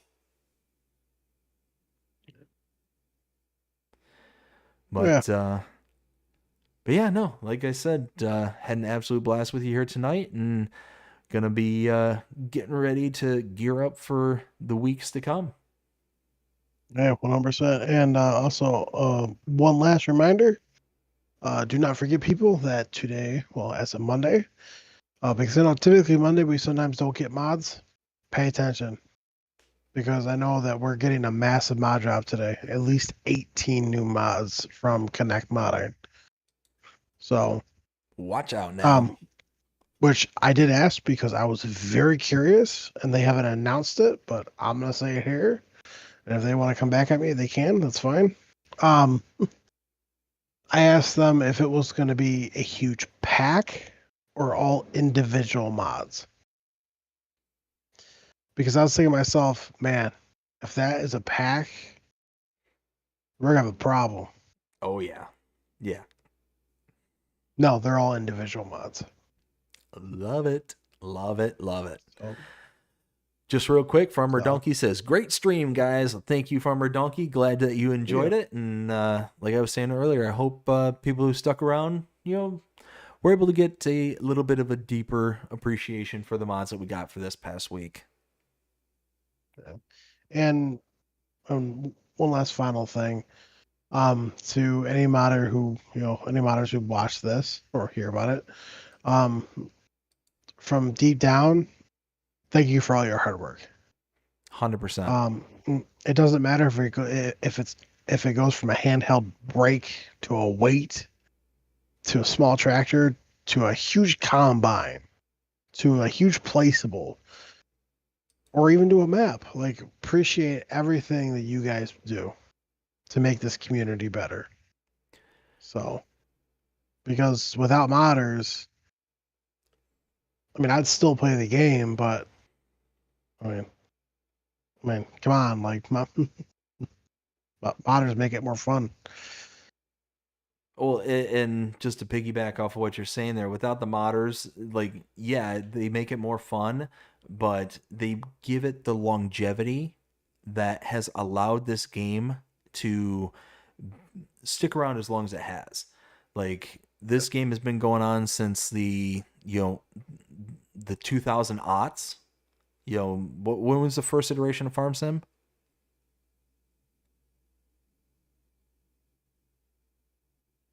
I think it was like 07. I think you're right. Regardless, late 2000s is when this game's been going on. This game has been almost been publicized for almost 20 plus years. Like, that's a really long shelf life for any game, let alone for a farming game. And you can bet dollars to donuts that yes, Giant has put out a great product. Cannot take anything away from them. The modders have taken it and put it up to a whole new level. And without them, I guarantee none of us would be on as long as we play.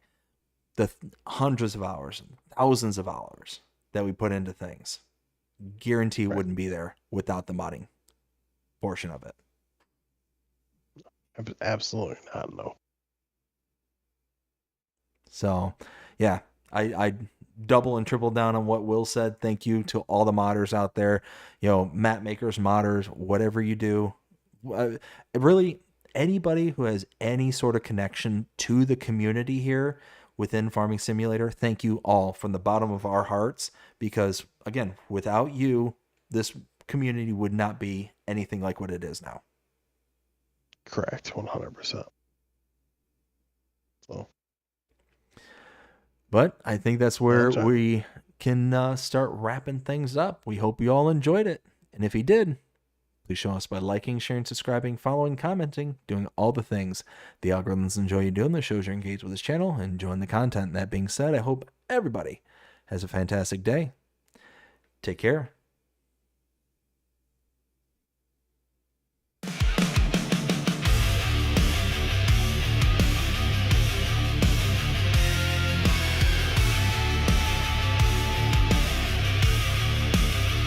Yo, hit the dirt and fire it up. It's that hard cause grind. BDD and WillT dropping knowledge every time. From the mods to the maps, from the brands to the tools. If it's FS talk, you know they breaking all the rules. We talk giants, we talk gears, we talk that horsepower. Late night mod drops, we got that creative power. From interviews with legends to spotlighting the new, we bring that FS fire straight from the crew to two. Living life behind the wheel with a digital twist. Ain't no button we don't press, no trend we ever miss. Updates, leaks, and future plans. We got the inside scoop, no chance for scams. This is AgriBusiness, cranking up your farm life. From the field to the feedlot, under LEDs and skylights. Mods, maps, machines, they cover it all. Porches, kings of the farming game, standing tall.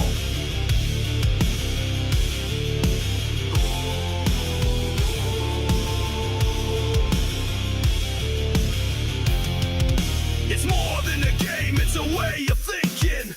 Talking shop while that diesel's drinking. From tractors to combines, dirt roads to drones, they build empires from screens and microphones. With every guest that drops in for a chat, you get the real talk, no filters, just facts. A spotlight on the builders and players who grind. They got love for the fans and the farm in mind. This is AgriBusiness, cranking up your farm life.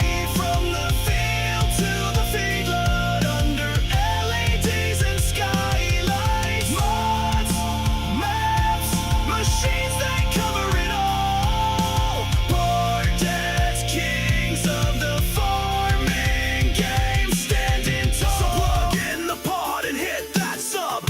Roll out and start with your farming club. No fluff, just